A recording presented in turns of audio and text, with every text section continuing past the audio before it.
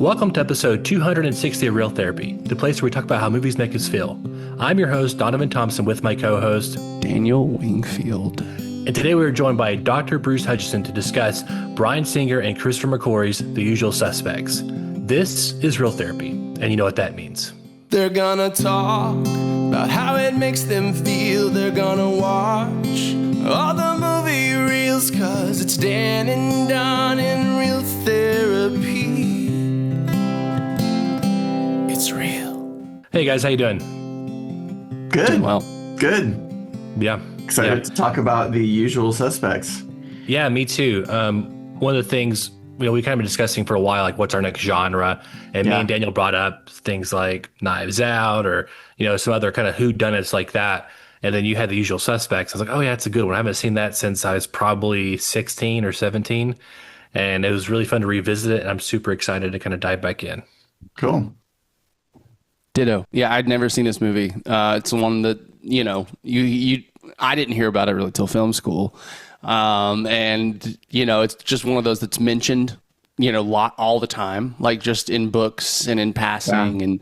Yeah. So it was good to kind of, again, strike this off my list of things I probably should have already seen. And I really enjoyed it. I'm super curious to get a first time viewer's take on it, especially being a second time viewer, and the difference for me between the first and second, which we'll obviously talk about, but yeah.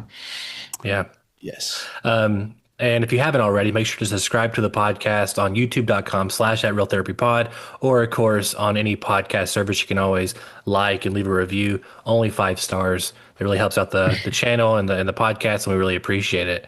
And real quick, before we kind of dive in even further, Bruce, I just want to say thank you again for hopping on the podcast. This isn't like an anniversary episode, but it is 260.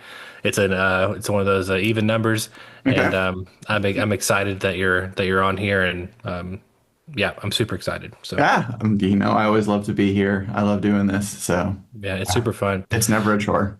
Yeah, I remember growing up as a kid and kind of hearing Kaiser Söze. Right, or at least like a little later in kid life, I guess. Like I'd hear that, like, oh, he pulled a Kaiser Söze. I even remember when Scary Movie came out, the end of that movie parodied this, and so of course I saw Scary Movie as a kid, and I was like, "What's that? What are they doing?" And my dad would tell me, "Oh, that's from The Usual Suspects or whatever." And eventually, I watched the movie, and I think it was prior to film school. And of course, I watched it and I really enjoyed it, absorbed it, and it was really fun this time watching it more from a filmmaker lens, and especially with all of our screenwriting analysis techniques. And so I'm excited to kind of dive in, and I want to hear, Bruce, your kind of relationship with it, and then I want to kind of talk more about Daniel and his thoughts on it all overall. Yeah, so I saw it in the theaters when it came out. What was it, 1995, I guess? And yeah, I think like most people, I was just like, holy crap, like that was insane. Like, oh my gosh, and I didn't see the twist ending coming. And by the way, I suppose we should just say right off the start, like, you definitely should watch this movie before you listen to or watch this podcast, maybe more than most of our other movies, because if you don't, this is super duper major spoilers. So, So yeah, I just was like, holy cow, this is amazing. Never seen anything quite like this. It really blew me away.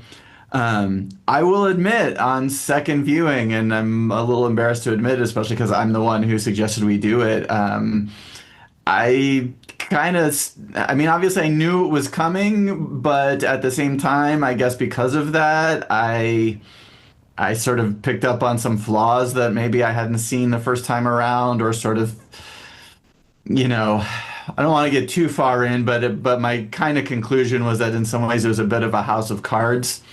Donavon just disappeared, but yeah, he did. Was saying he was having internet issues, so he did. We'll continue. Just continue for now, and then hopefully okay. So I kind of was like, there's a bit of a House of Cards quality to this thing, where you watch it, and then if you start thinking about it, it maybe starts to all unravel. So yeah, Donavon, I'm super curious. Well, now it says Daniel's Donavon. Sorry, we're both Donavon. I just saw your so Daniel, first time viewer. What'd you think? What, did you just have the amazing? Did you sort of was it Did you more know? Did you know? complicated? Like Did you know the twist? Did you know the twist ahead of time? The thing is, I knew there was a twist. yeah. Yeah. And Kevin Spacey just seemed like the obvious guy for the twist to be. Do you know what I'm saying? Where it was just like, of course it's the gimp, the guy that's stupid, that no one thinks you're smart. Like, Yeah. it's a little obvious a little bit, I think. And two, just because of knowing like Kevin Spacey's caliber versus every one of the other actors, I'm like, Well, and the he's number the best actor. of sort of bad guys he has played since Seven. then. We did Seven on the Seven was podcast. right after this. And it Yeah. was like very similar, like kind of Yeah. weaselly, kind of like, whatever. But yeah, so like it's this thing of like, it has a very interesting narrative structure. Yes, it does. I'm looking forward to talking and- about that. Yeah. Obviously, it has a completely unreliable narrator, which I think it uses fairly and then maybe unfairly at times. Like it's one of those things where like on the surface level, I don't like this twist because if I didn't know anything, there's no way I don't know if there's any way I could have guessed it. I don't like it. It just kind of feels like the movie lies to you until it decides to stop lying to you.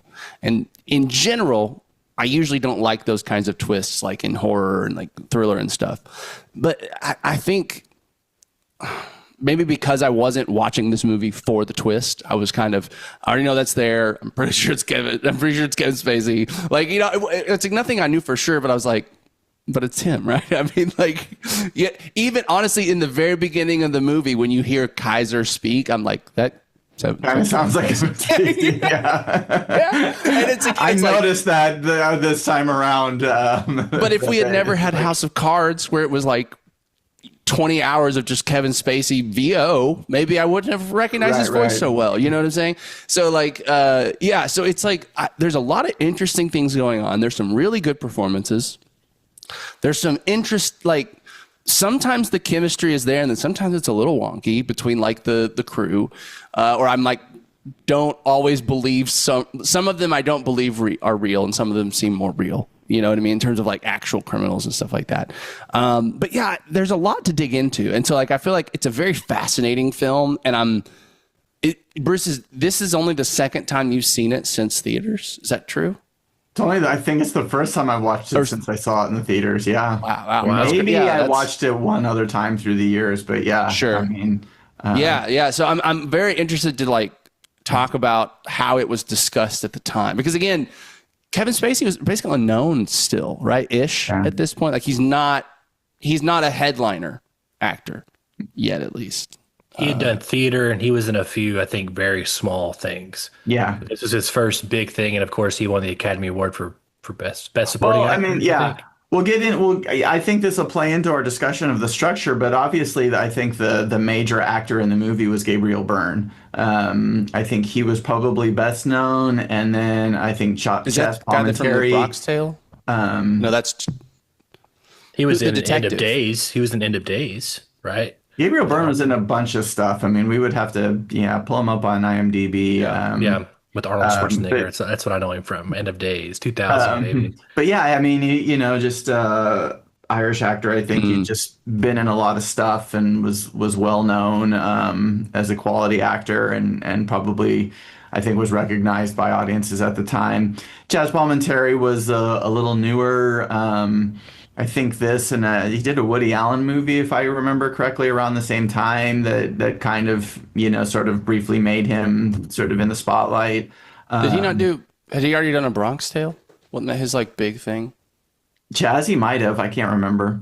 And then, of course, I think kind of just because we got to mention it, I remember at the time how blown away everybody was by Benicio del Toro, who, again, I didn't look up to see what he'd been in before then, but his performance was so out of left field, and his vocal delivery is, I mean, It's just borderline mumbling. Yeah. No. I mean, it was I almost said- like some Nicolas Cage thing where he just decided, I'm just going to do this nutso This is what, voice. And as they soon as went I with saw it, first of all, I was like, I know who this is, but who is this? I don't recognize you, but I do. And then I realized it was Del Toro.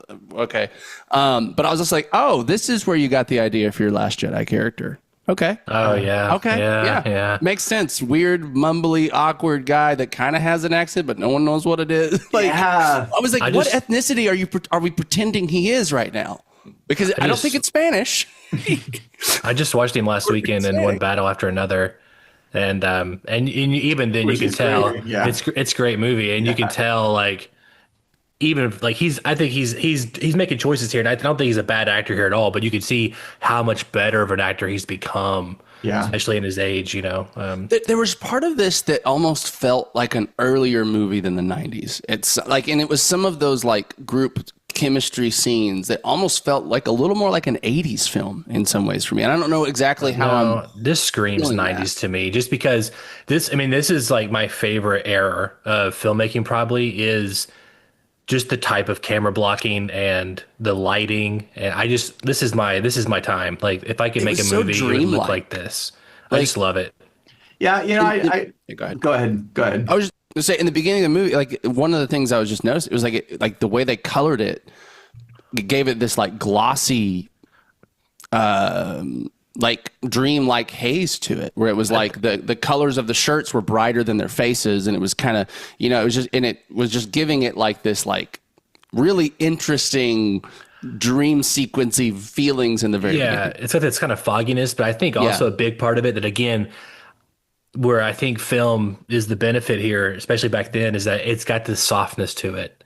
The softness to it, I just love. Like, I know today it's like, it's, you want the most crisp thing possible, but there's this softness back in the day, 90s, 80s, 70s. I just love that aesthetic to it, and I miss it so much. I think I'm watching it as we're talking about it. It also has a 90s vibe because I think it followed, just a couple of years later on Pulp Fiction. And I think, one of the things that sort of looking back on it that you just, I agree with you a lot about the 90s movies. I love the 90s movies too, Donovan. But also sometimes in the dialogue, and obviously Verbal is meant to be a very talky character, but at times his dialogue feels written, and as good an actor as Kevin Spacey is, he doesn't really overcome that. He feels like he's delivering monologues rather than actually. And I know maybe that was part of the choice, in the sense that he's spinning a tale, but at the same time,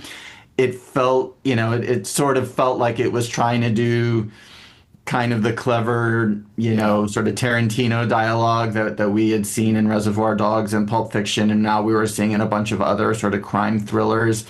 And it just felt a little overly talky and maybe a little overwritten at times. And I think that was also an attribute of the 90s, maybe a slightly more negative attribute of the 90s, at least for that particular genre. What's to a degree, crazy, that though, felt like... Sorry. I was going to say Giancarlo Esposito.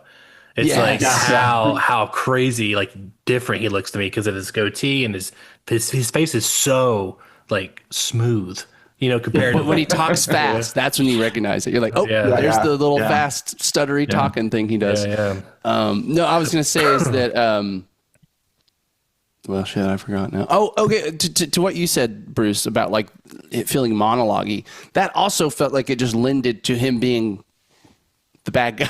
It's right. You know what I mean? Just at a meta story, never allowed. Or like the moment when they're like, "Who's Kaiser Söze?" and he's like, "Damn it!" Like, he just like, that was like, little hard on the reaction there, buddy. Well, to me, I read that moment as he was playing a part, right? I mean, obviously exactly, he was, but that moment specifically was the way he did it was, I gotta say this word. Yeah, exactly. Just like that. Yeah. But also what's interesting too is that Christopher McQuarrie, from what I understand, he had things like the way of the gun. He used to this, and of course later he did things like Mission Impossible, and he's kind of shepherded that franchise the last few years. But from initially he was like kind of like a really well-known script doctor. Yeah. And so he would come in and kind of punch things up, or from what I really understand, he was really brought in like in the very last act of a cycle of like production, and like they were in trouble, and he would really like, okay, here's what you guys got to do, like rewrites on set. He was really a proponent of that too, and so he was kind of really known for kind of coming in and helping productions like that. So I think It's really young Christopher McQuarrie too. I mean, I think he Yeah, yeah, yeah. obviously he did a great job, but you're right. The '90s has a certain flair for the theatrical sometimes. So Yeah. yeah. Well, before we get into the structure, Donovan, what was your sort of overall take? Yeah, I mean, again, it's hard to separate the knowing the spoiler from like viewing the film.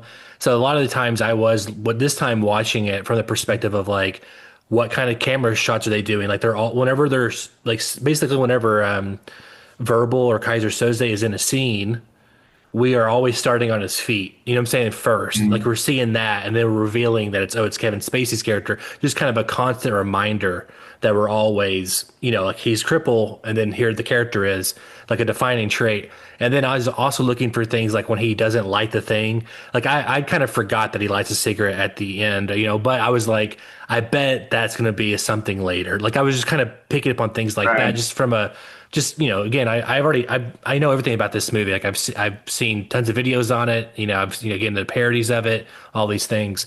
But overall, I mean, I really enjoy it. I think I just love this kind of filmmaking, first of all, and I love watching Kevin Spacey work. I can watch I can watch anything he's in at any time. American Beauty, Seven, this. I mean, there's so many movies. He's LA Confidential. Like anytime he's in a scene, I'm like, he is what regardless of anything about him as a performer, he's one of my favorite actors of all time, and Yeah. he's so good. And so I love watching the performances. I will say that one thing that's kind of interesting, and we can talk about this later, is just because we don't know what was real and what wasn't real. I wonder if it takes some satisfaction as to like, I mean, first of all, I was kind of thinking this too. Let me back up. These kind of movies like whodunits, I'm not sure there's a lot of character growth in these kind of movies. And I was kind of like, I started to Yeah. think about like Knives Out and Clue and just kind of these other movies like that. And I was like, man, I don't remember arcs like I do in other films, or I don't Right. remember big character Yeah. moments. And I wonder if that's just like an indictment of the genre. And I kind of want to talk more about that, what your guys' thoughts are on that. Anyway, I love the movie. If it wasn't for this movie, we wouldn't have the superhero genre. Bryan Singer, because of this movie's success, he got to do X-Men next. Right. He got to do X-Men, and he's a great filmmaker. He made some really good movies. This X-Men, X-Men 2, Superman Returns. He's done some good stuff. So anyway, let's kind of dive into it. I wonder if Bryan Singer and Kevin Spacey started down their road to ruin together. Maybe Might be they may have suspect. colluded. They may have Yeah. colluded. Yeah, What for were sure. they doing after hours on that movie? I don't even want to know. I'm sure. I'm sure. Yeah, so I just wanted to just kind of jump in, starting on the sequence or on Yeah. the structure and the sequences, because it is super fascinating from a structural point of view, and I am curious to see sort of what you guys got from it. Because first of all, we have a story within a story, right? And so that's always interesting. And most of the time, when the storyteller is sort of a false protagonist. That is, they seem like the protagonist because they're telling the story, but really they're not the protagonist because it's not their story, right? They're telling someone else's story. And so the protagonist is usually the person in the story, right? But of course, I think what's clever about this is the storyteller becomes the protagonist. So I think it's really interesting that I think you can break it down. And if we sort of look at, and I broke it into 7 sequences, which kind of surprised me. When I was first watching it, I thought it was acts. And then I was like, no, wait, no, it's not. And then I started figuring out the sequences and I came up with 7. And I was like, that's an odd number. That's not a normal sort of setup, but I do think it holds up. But for every sequence, you can look at, well, not every sequence, but almost every sequence after the first 1 or 2, there's Verbal's goal / Kaiser's goal. What is he trying to accomplish with this? What's happening? Even if you don't know that he has a goal until at the end of the movie, you can say, oh, this was Verbal / Kaiser's goal in this sequence. But then Keaton also has a goal in that sequence. So, when you're first watching it, obviously Verbal is sort of set up. Oh, okay, he's going to tell us this story. But then as he's telling the story, he places Keaton as the protagonist. So Keaton does have a goal for every one of the sequences according to Verbal, right? This is, this is what Keaton was trying to stay out of doing this, or he was trying to go after Kobayashi, or whatever his goal was for that sequence. But then you also have a goal for verbal, and I think that's a really interesting structure. I mean, a lot of times you'll have like a goal for the protagonist and then sort of the reverse goal for the antagonist in each act. But I think it's kind of rare because Keaton isn't exactly Verbal's antagonist, I mean, at times he is, but I don't think structurally, sometimes he is and sometimes he's not. And Verbal's trying to manipulate him into situations. So it's kind of neat that you can sort of go, okay, what is Verbal's goal and what is Keaton's goal for most of the middle sequences, until you get to the end, and then at the end, Kuyan kind of replaces Keaton because now Keaton is dead, and so we have a final sequence where Kuyan has a goal, and he kind of seems to be the antagonist of the movie. So there's a lot of really interesting things going on with the structure there. I do have something to ask. Is there a way to discern, an easy way to discern what's real and what's not real after having seen the movie, or are we under the assumption that it's largely accurate, but like names and locations and things like that aren't real? Like, is there an assumption? That's one of the things that sort of leaves me with the feeling that it's a house of cards just a little bit, because when you come out of it, it's sort of like, oh, it was him, but then you're like, what was him? You know what I mean? Like, Yeah. Is there a Kaiser Söze at all? So is he Kaiser Söze, or is he a guy who just spun a tale about a guy named Kaiser Söze and Kaiser Söze didn't exist?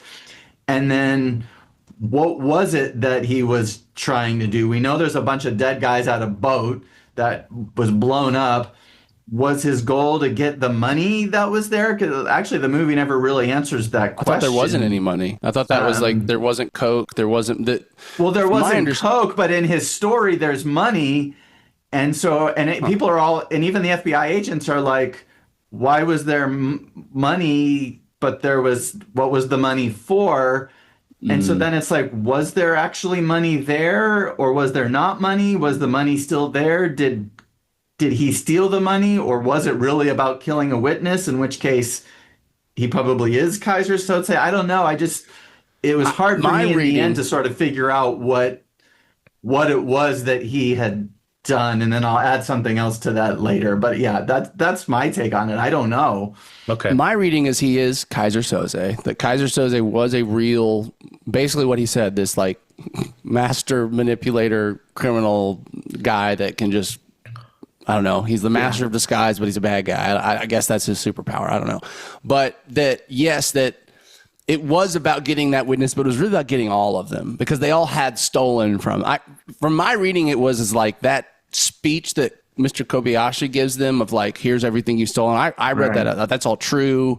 This guy's just, you steal from him, you pay, it doesn't matter. And this is just his way to, like, it almost feels like this guy's like such a criminal mastermind. He's just having fun kind of thing, because he's so bored. That's kind of how I read it. And I kind of read it as like, the scenes that are fake are the ones that the movie shows us are fake, as in like, it wasn't him hiding behind the crates watching it. The movie shows us that was actually him shooting, right? Like that kind of stuff. And so I feel like for the most part, that part felt not illogical, or like, I can make all that make sense. Yeah. I guess to me, it's like, in some ways it does come down to, because for me, I read his antagonist as being the detective, right? Just because, and I think that's the interesting, we're like in like 3 different timelines at different times, right? Like in this film, or like we're jumping around in timelines, especially in the beginning in terms of like before the heist, and then we're after the heist. If you count the flashback during the heist, Turkey, I mean, the heist, I think, we start at the end of the heist and then we go back to the beginning, but then we just, wasn't the lineup follow the before heist the all the way heist, through, though? and then we have the story in the office all the way through. But the lineups before the heist, where they all meet. Yeah, that's true. Okay. Yeah, but I would say that that's still one timeline, from the time we meet Sure. them Okay. Sure. Yeah. in the heist past. as the usual suspects all the way through what we started with, which is, sort of the explosion. Yeah. So I think it all, I can all believe the logic the movie is trying to tell me, but I think it is that thing of like, the more you think about it, the less just grounded the movie gets. And therefore, and because it feels like it's trying to be this Quentin Tarantino boots on the ground, this could have really happened. These are just regular schmoes kind of doing things. I think that makes the world feel like it falls apart a little bit. In just terms of like, I have a few things that I think I have a few quite big questions that we can talk about at the end that I think will really kind of maybe crack the egg a little bit. But I didn't mean to talk about the end so quickly, but I really wanted to see if we could say something that would kind of paint the rest of what we're fixing to talk about. well, But technically the end is the first thing that happens in the movie. So it's fair. yeah, sure. Well, I will say, I just want to say one other thing kind of to Daniel's point, which is, and I think, the whole question of do you sort of take it literally in the sense that he's Kaiser Söze and basically everything is true other than, like you said, the things that are clearly not true. If they are true, it does sort of set up kind of, back when we did The Dark Knight, and one criticism I had of The Dark Knight was that the Joker sort of has this insane plan that accounts on all these different things happening. If you take it that overall everything literally happened, you then also have to make the same assumption about Kaiser Söze, that he managed to get the whole lineup together from the start, that he was the one who got McManus to, through an intermediary to suggest robbing the police taxi service, that he somehow knew then that they would go to LA. Like he has to do a series of things and know that they're all going to happen.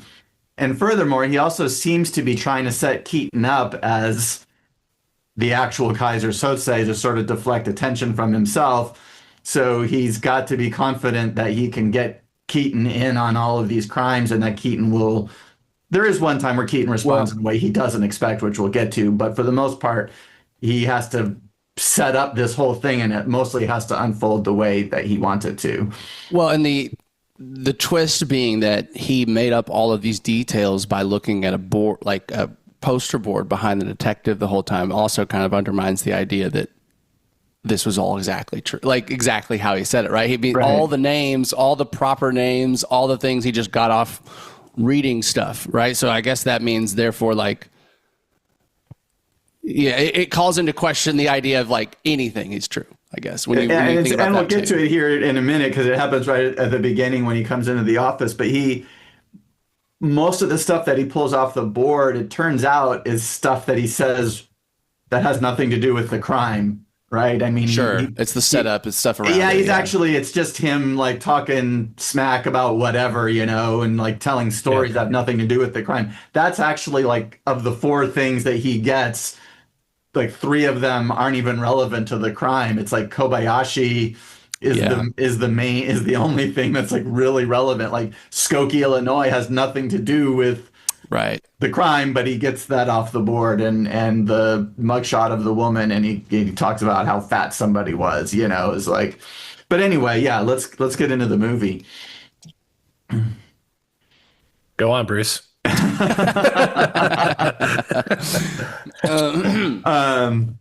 Well, yeah. So so I gave it 7 sequences. I said there was no goal in the first sequence. The first sequence really is just a setup, right? And I guess what do we see right at the beginning? I mean, I guess we get the first couple of minutes of the crime, but really, Verbal gets arrested at the 5-minute mark. Remind me, does he get arrested because he's in the wrong place at the wrong time, or how does he get arrested? I can't remember.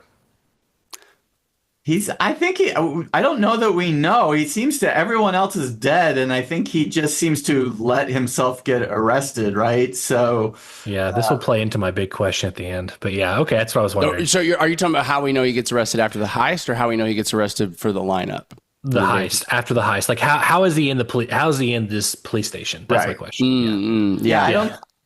He seems to be there on purpose. I mean, and that's my Well, take it's almost. on it. It seemed to be insinuated that he was just there when the cops got there, because, like, remember, it's like like you were behind the thing when the blue lights flashed in the background or whatever. Yeah, he just seems to be like hiding out when the police show up, and just like he's the only one left there to arrest.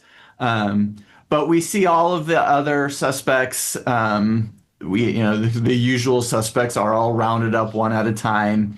Keaton is arrested. We get the lineup,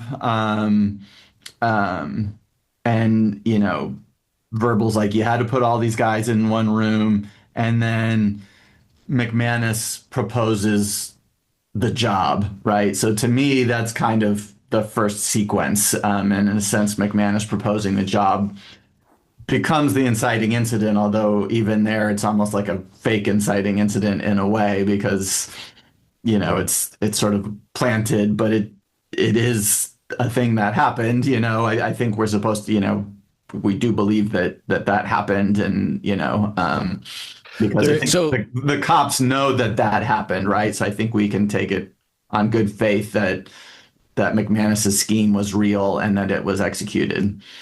There is a detail here in the beginning that is super important later on, where after the explosion, the guy falls in the water, right? At first, you might think that guy is just a dead body, but I believe that guy that's in the water is the guy that's recovered, right? From the explosion. The burns. Yeah, which I guess, to me, that is the indicator that Keyser Söze in some form is real, because that guy is saying the name. And then there's something where they find like a report, right? That they're like, before, like when they find out that Kaiser's find the name, it's because they have some old police report with his name on it or something like that. Like I can't remember the exact details, but when they come upon the name, I feel like it's in the context of like, oh yeah, we've heard about this guy. Like, this isn't new to us. It's been reported. Someone has mentioned his name before, and then this guy mentions it. But again, does that mean that that's just a tale that Verbal has floated here and there to create the idea of a boogeyman, or not the presence of an actual boogeyman. Not to get into the weeds of it again. I know we're doing the script now, but he doesn't start talking about Keyser Söze until the cop brings it in, right? Like, he was kind of ready for the opportunity in case it was brought up. And so, okay. Anyway, my thoughts on the ending are changing as we're speaking. Go on, though. Well, I was going to say, if we're defining, this is the first time the goal comes up. Are we defining that with Keaton? Is that kind of, I know you talked about when you were looking at this, there's a kind of like, who is the protagonist, and it's a false protagonist, but is it, kind of thing. So, I mean, I guess in this moment we're defining if he is Keyser Söze, then technically it's his goal for them to decide for Keaton to want to do the heist or to get involved, right? Well, so in the first scene, the first sequence, that's not happening, right? I mean, so really you're getting into the second sequence, and I think that's a good question. I want to mention one other thing, and again, I don't think we can help but, as we go through, ask all of these questions that are relevant to this whole thing of, is this, what is true or what is not? And the other thing that I think that you're kind of left asking is, why is Verbal telling this story at all? Because he has Verbal tells us that he has immunity, right? Yeah. And we don't know how he has immunity or why he has immunity, and that probably ought to be a clue that maybe he's a bad guy, but it's because he seems to have the DA, I guess, in his pocket. I don't know. That's never really explained how he has immunity. But he literally could just sit there and say, I have nothing to say to you. I'm going to wait 2 hours until my paperwork comes through, and then I'm going to leave. He decides to tell the story, and my take on it is he's telling the story in order to deflect...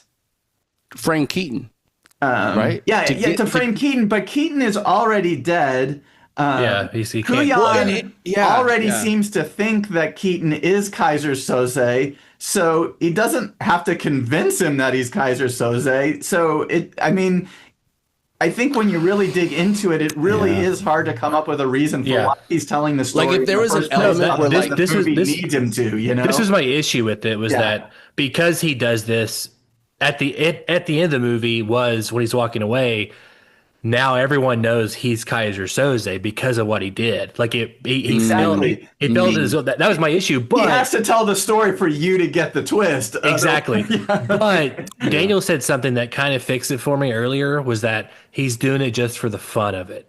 And I was like, okay, well, if that's the reason, then that makes sense. He is. You can imagine him kind of being a Joker type, right? Like he's just Right. he's just here for the chaos. But I don't think the movie does enough to sell that. I think it would be a stronger one of two things. Either we make him out to be a Joker. He's just loving the chaos, doesn't care, really doesn't care if he lives or dies, just here.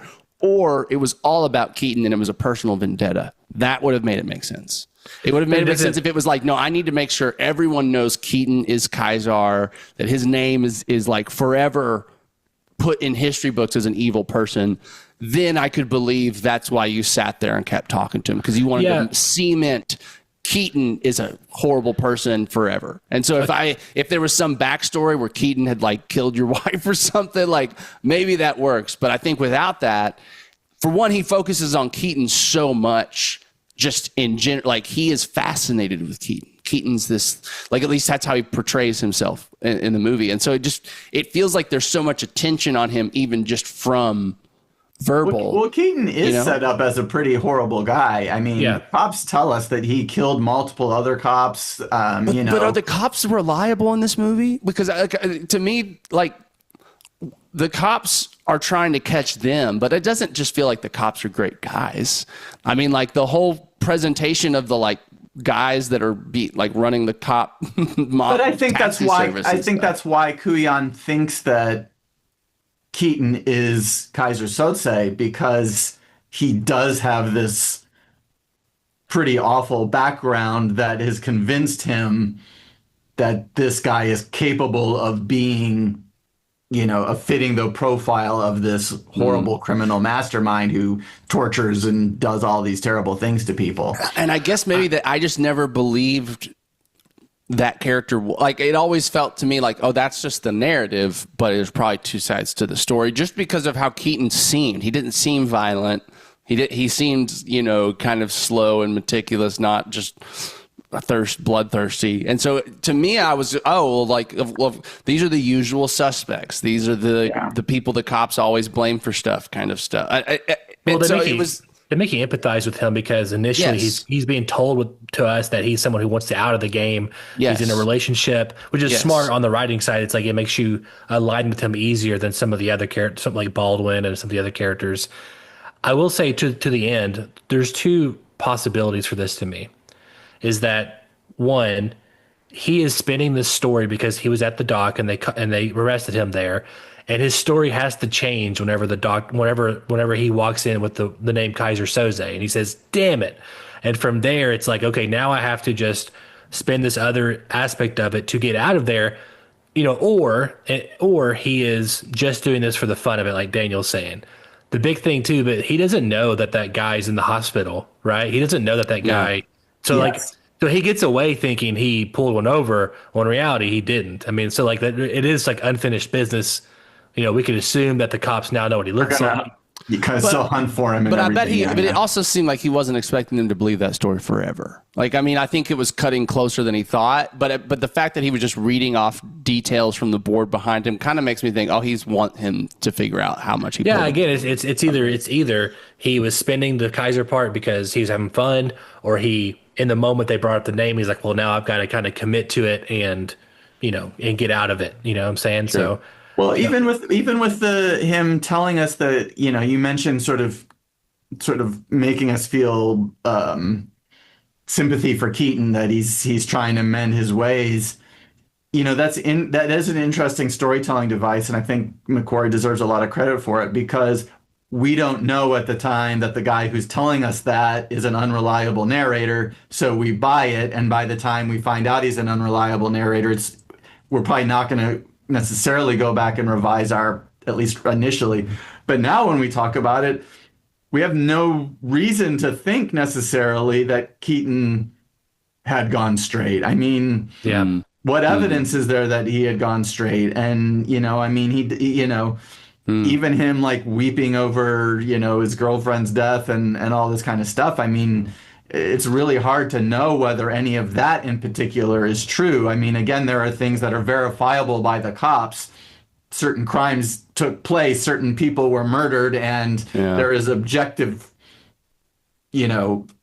facts about that. But then there's other things, just like what kind of guy he was. And in fact, it makes sense that Verbal would lie, because he's constantly acting like Keaton was a really great guy. He's like, he was a really nice guy. He I don't looked out believe for me. it. Yeah. He was he was super great. And part of that makes sense in like him saying that, because that's part of him convincing Kuyan that Keaton is Kaiser, because if he's too much trying to convince him that he's Kaiser from the start, then of course that becomes suspicious, right? So well, it's you throw him off the track by acting like he's the greatest guy ever, and then that's just going to reinforce almost that Kuyan's going to be like, I'm not sure I believe that, so that I do think was handled well, but again, it leaves us with not knowing the truth at all about Keaton. You can't really know. And he's also setting himself up as the victim. So like that moment when he's like, he is Kaiser Söze, it's like he's hurt by the revelation too. So like it makes it even more true. You know what I'm saying? That is. Yeah. So. No, it's. I mean, like you're right. I mean, think about it. I mean, I guess if we say he's a completely unreliable narrator, we don't know if anything happened in that he's saying, right? I mean, like the fact that there is a guy that he was working with that was Mr. Kobayashi, right? Is it Kobayashi? Yeah. I was like, Kobayashi Maru? This is not getting my you know what I mean? Like, wait a minute. So the fact that he gets in the car with him and drives away, to me, indicates that guy's role happened for real, right? That he did come in there and pretend to threaten everybody and force them to. But then it's like, but I mean, I guess. I mean, he could have just been. I mean, that guy just could have been doing other stuff, and Verbal decides to make up that shit. My take ultimately is that the ancillary details, like locations, like the woman being fat or what, those things that just kind of make a story feel richer. Like you're painting a picture that kind of makes the story more you're invested in it. I think those details are not true, but I'm going to, for the sake of us continuing, take the things that he says are largely accurate. That we see happen. That we see happen are largely. Well, again, I think we have to take the objective, like the crimes that they commit. Yeah. Those crimes we know have been committed because the police have records of those crimes. I mean, when they hijack the New York taxi service, we know that happened.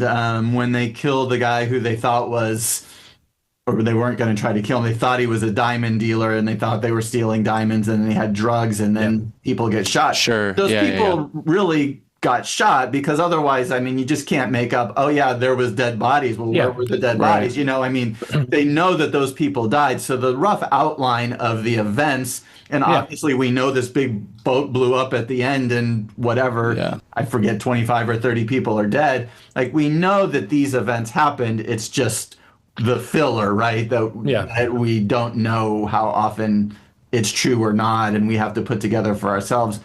And there are certain reasons to believe they're true, which we'll get to as we go. But also to say that Verbal he's also putting on an act with the usual suspects. So like it makes sense to say that everything that he was doing is also what actually happened, because he has to trick them into ultimately getting to the boat at the end. Yeah. Well, and even that, I mean, it's like, even in that scene where they kill the drug guy, Keaton is portrayed as the one trying to hold back. He doesn't want to kill him. Right? The other guys shoot the guys. He's like, no, just give me this. Please don't make me shoot you, basically, is what he's saying to the guy in the car. And then Verbal kills him. Right? And so there is something interesting even there where it's like Verbal's trying to make Keaton feel like he's the good guy or something. You know what I mean? Like there's just. Well, and I do think that that's an interesting point we'll get to. And I think it's one of the strongest indicators that perhaps large parts of the story are true, because Keaton isn't doing what Verbal needs him to do. Right. So Verbal does it himself. And that feels very believable, not only within the, in the story, I mean, but it makes sense within whatever the actual story is that happened, It makes sense to Kaiser's plan. Right. Yeah. Right. Yes, Exactly. yes, yeah, Yeah. Yeah, this that's is like this the first moment where you could have maybe noticed, oh, maybe something's weird about verbal. Yeah. out So of all of yeah. our script breakdowns, this one is the most unique because we've spent the most on the ending first than we've ever Right. ending. Right. But And again, yeah, the it paints opening everything. scene of the Yeah. movie is the ending. So Yeah. I I think know, that's but fair. you know, but Okay, yeah, I'm but joking. yeah, but I think it's fascinating that because of the ending, it's seeping into obviously everything for Well, and I obvious think reasons. that to a degree speaks to the genre of whodunits and like these kind of mysteries is that like the point is usually the plot, right? Like you said, Donavon, it's like characters don't usually go through a ton of growth. We don't usually like go through character arcs with these because we don't have time because the plot is too important. There's too much for us to understand for the ending to work kind of thing. Right. And so I do think that it's like with these movies, the point is the end. The whole point is to give you that twist. And so Yeah. once you know it, you kind of have to talk about the whole movie in the framing of that because we're not working towards a character moment here or a character arc here. We're working towards the coffee mug falling on the ground. That's the point of the movie. And so it in some ways I think it does make them just in general less rewatchable. You know what I mean? Where it's like Right. once you get it you know, you can't be twisted again. But yeah, I think it can't be twisted. Twisted. That's hilarious. Yeah. Anyway, so I But just I think you're right because once we start going through these sequences, some of them there's not going to be a lot to say about. Yeah. Because they're so in kind of moving forward, if sequence one sort of climaxes with McManus proposing the job, right? So it's okay, there's a job, we can rob this New York taxi service with these corrupt cops who bring these criminals, pick them up at the airport to do their business. Then you look at sequence two and it's like Verbal's goal is to convince Keaton to do the job because he's the one who has declined, right? And then it's Keaton's goal to not do the job, right? And and so there's not a whole lot to that sequence, I mean, I look at my notes and we do get the Hungarian in the hospital, so we introduce him in that sequence. We obviously are cutting constantly.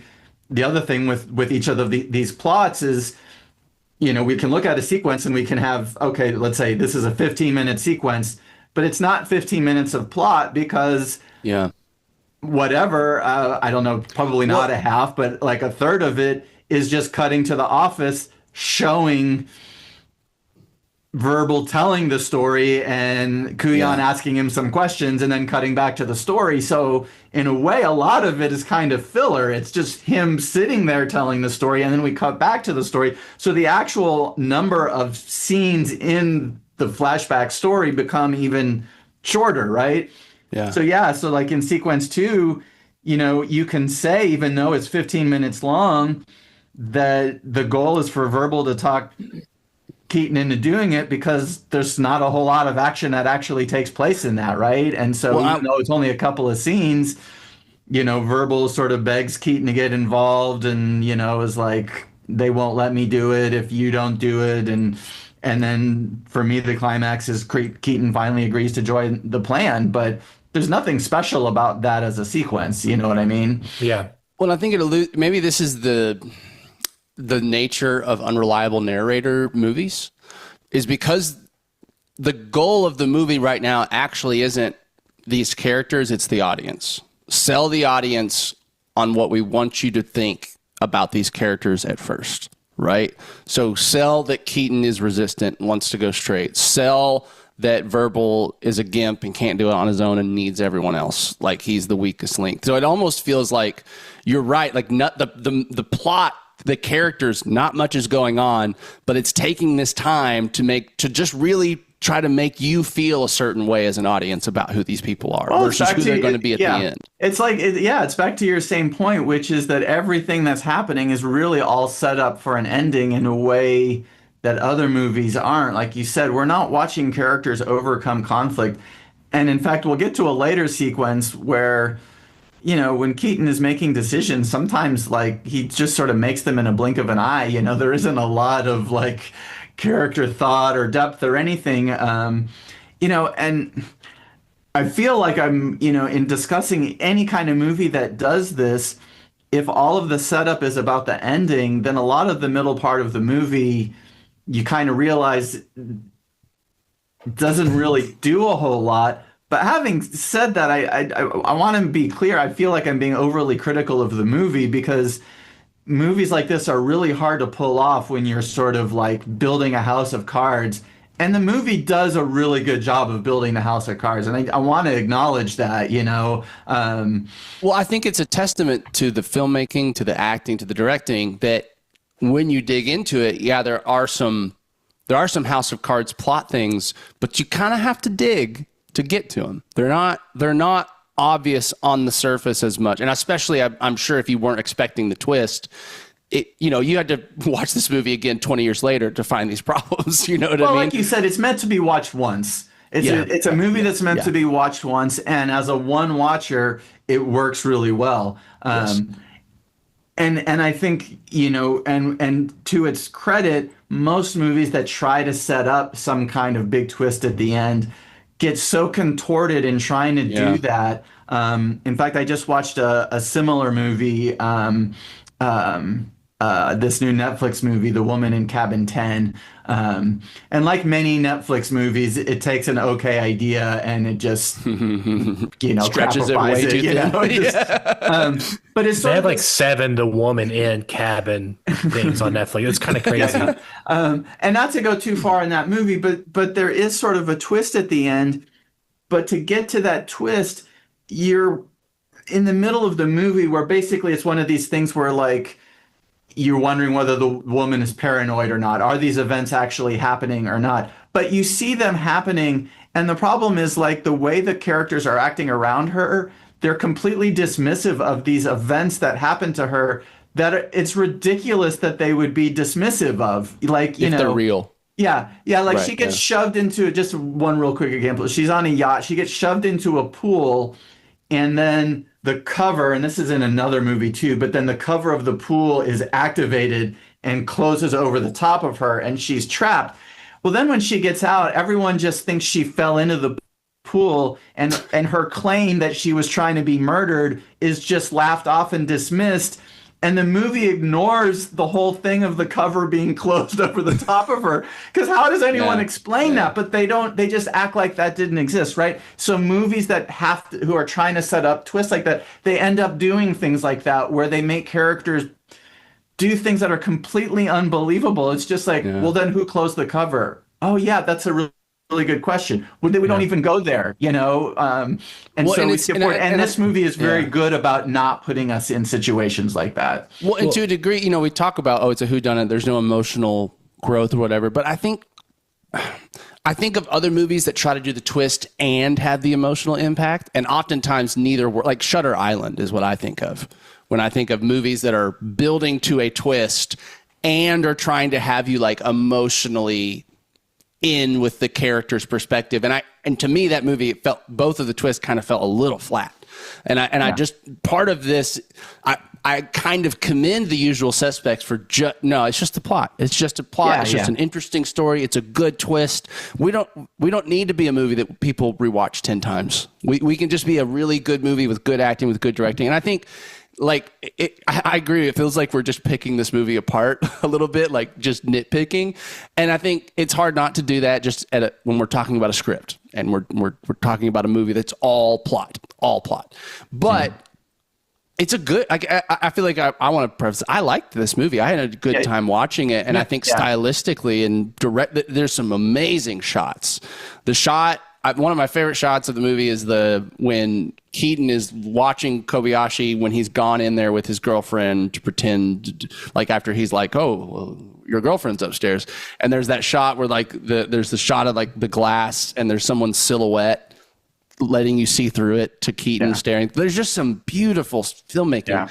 And so it's like, I don't fault it for not having the emotional impact. In fact, I think it probably, if it had tried to do both, it would have been worse. Well, and it benefits from having been made in the 90s and following in that Pulp Fiction thing where, Pulp Fiction and Reservoir Dogs are both great examples where there's not really much, in Pulp Fiction, Samuel L. Jackson's character. Is that Jules? Or no, that's There's why I am I don't mixing up remember. their names? But anyway, I can't Samuel remember. L. Jackson's character does have a change of heart, right? He does Yeah.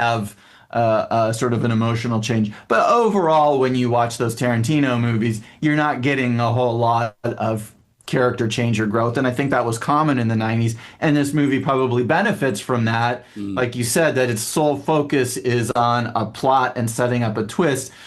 And like I said, I agree with you. Setting up twists like this are really, really hard to pull off. And most of the times, you either end up making characters do things that aren't believable in order to get to the twist, right? I mean, this is a fundamental thing I teach in my screenwriting classes is that characters have to be believable. Characters have to do things that you would believe they would do, and most of the time when they don't, it's because writers need them to get to a certain point for the plot, and it's like, well, they wouldn't really do this, but I need them to do it in order to get here. And The Usual Suspects doesn't do any of that. Or you get to the twist and you just feel manipulated, like, oh my God, that was so annoying.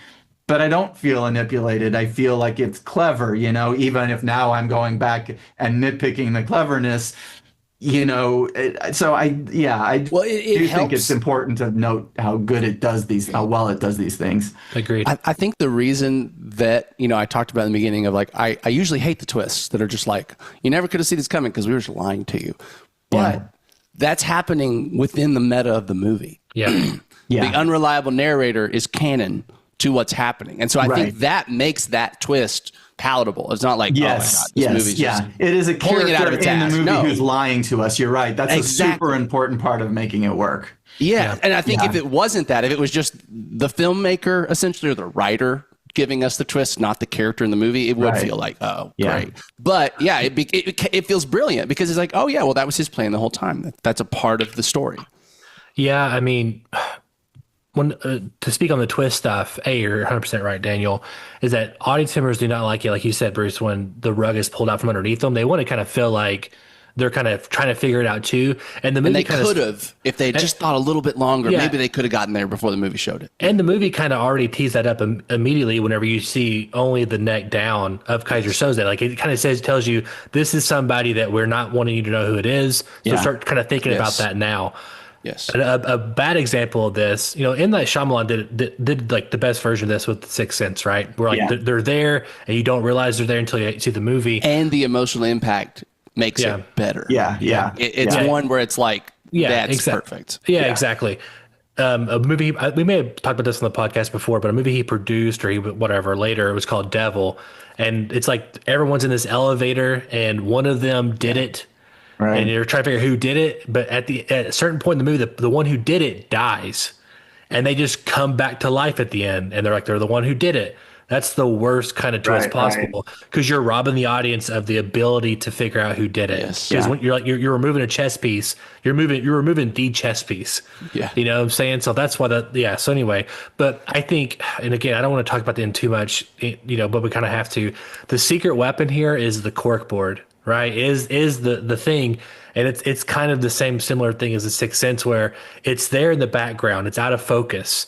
And it's something too that's like, we always know there's something like that in a police station or in a room like that. And we're typically seeing the vantage point of, what's his name? The detective again? It's Huyan. Kuyan. Yeah. We're always seeing his perspective because the camera's typically on Kevin Spacey when he's telling the story. So whenever the camera flips, kind of, obviously we see the reverse, but when it flips for the big time at the end, that's when it's like, I don't know, it's just like, if that feels good, it's a hugely important way Yeah. to kind of reveal it. Anyway, I love it. It's a super But you're smart right. way. It's been there the whole time, right? Exactly. It's been there the whole time. You've seen the board 15, 20 times probably, but you never gave it a second thought, and then Yeah. suddenly you see it in a new light. Yeah. Yeah, And that's exactly. super smart for sure. Very smart. Yeah. Sequence 2 or 3, where are we at? Yeah, so I think sequence 2 and sequence 3 actually become kind of repetitive. So for me, sequence 2 is for, again, we can look at goals for both characters. Verbal's trying to convince Keaton to do the job. Obviously, he needs to do the job, and this is sort of a part of a long time. In the initial thing, he just wants to do the job, and he's saying the other guys won't let me in on the plan. But of course, this is the first domino that he has to get to fall to get to a series of events, right, to end up with them doing the final attack on the boat. Keaton is trying to stay clean and he doesn't want to have anything to do with it. Verbal convinces him to do it, and for me, that's the climax of sequence 2 is when Keaton says yes. So then we get to sequence 3, and it's kind of funny because normally, like pulling off the crime would be the climax, but here pulling off the crime is almost it's Second like nature. Yeah. second nature. It's like, okay, yeah. So then we pulled off the crime, and we do see the pulling off the crime, and it's interesting again whether it's true or not, but within the story it's Verbal who came up with the plan, right? So he kind of gives himself credit for pulling off the plan. But that happens pretty quickly, and then it's sort of like the corrupt cops have been exposed, and he even says Keaton exposed the corrupt cops. So is again another thing, isn't Keaton great, right? But then immediately it's like, I shouldn't say immediately because we go to the interrogation, then we cut to the hospital, then we go back to the interrogation. But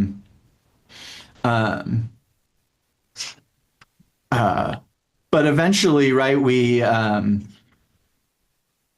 up with them going to LA, right? And McManus says he's got a guy in LA, and Keaton, and they were like, wait, that wasn't part of the plan. But they all end up going to LA.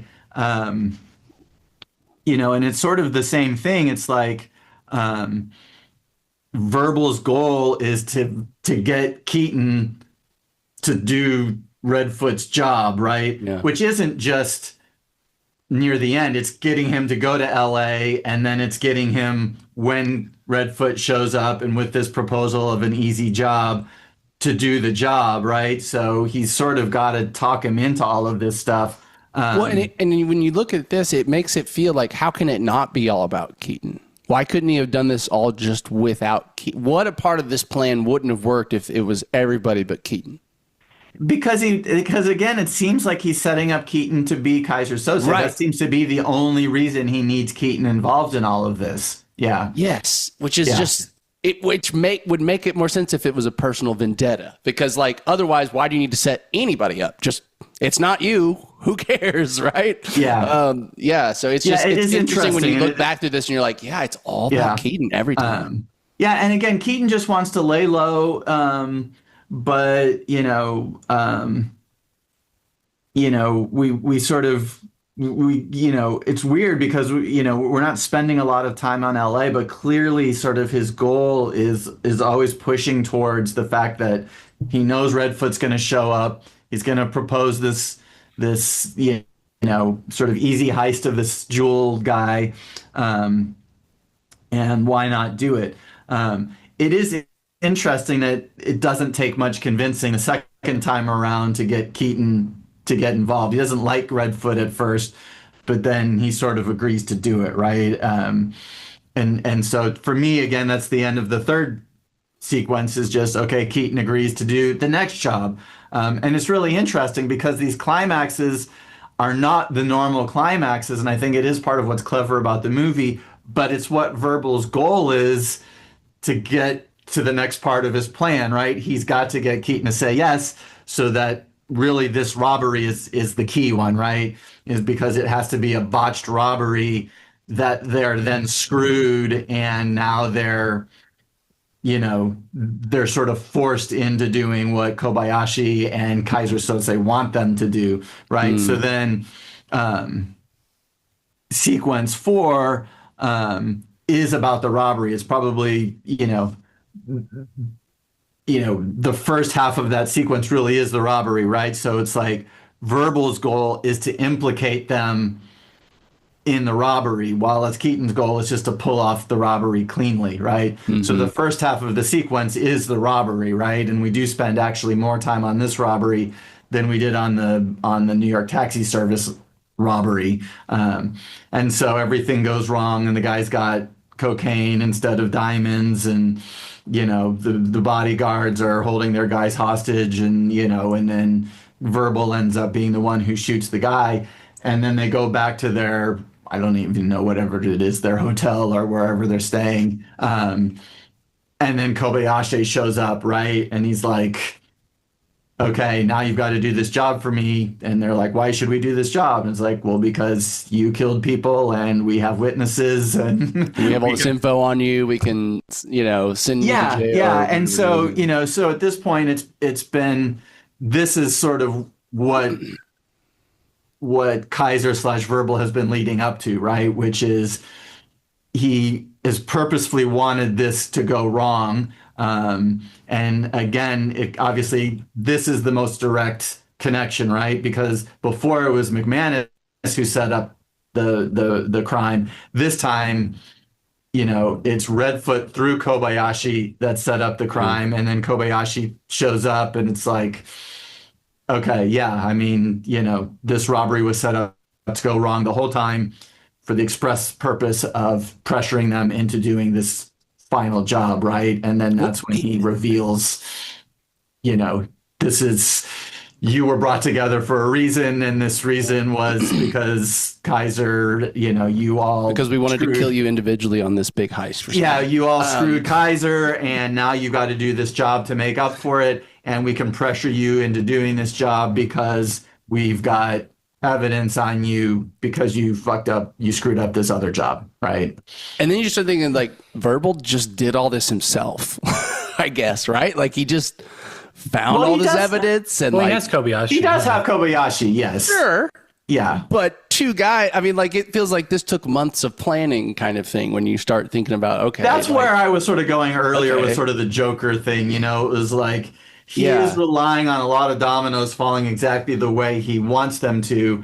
But, the fact that he kills the guy is maybe something that he didn't necessarily want to have to do, but he has to do it. But really, I think where we finally see his plan go wrong is in the next sequence, right? Because at the end of the sequence, when Kobayashi leaves, and everyone sort of is like, and he shows them the files, right? And he's got, just as like, he knows everything about them.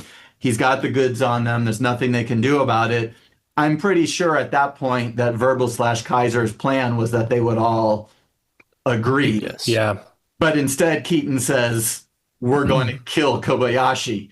And I don't think that was part of the plan, although I don't know, because then it turns out that the girlfriend his girlfriend is there, exactly. Well, but I they don't know, had maybe a I'm wrong about that. contingency for it. But they kill Benicio del Toro, though, right? Or is that he runs away? Right? That was confusing. I honestly had, like, when that happened, I was like, what just happened? And I had to look it up, and it was like, I was like, why did Finster die in Usual Suspects? Is it because he ran? But I didn't track that comes in the middle of that sequence. Yeah. So, because of his death, then they get it convinces Keaton to get revenge on Kobayashi. Okay? Yeah, you're right. We have to get Kobayashi because they're going to get us if we don't, kind of thing, right? Isn't that what it was? Am I wrong? Or was it now we have to do the heist because if we don't, they'll kill us? I thought that was the point it happened, but I'm maybe it's what it was. Actually, you're right. He does decide to kill Kobayashi after Fenster's dead. But he says at the end of, you're right. So I had a little mistake. And he says at the end of the scene with Kobayashi and Kobayashi leaves, he doesn't say we're going to kill Kobayashi then. What he says is there's no Kobayashi, right? So actually he just doesn't believe there's a Kobayashi.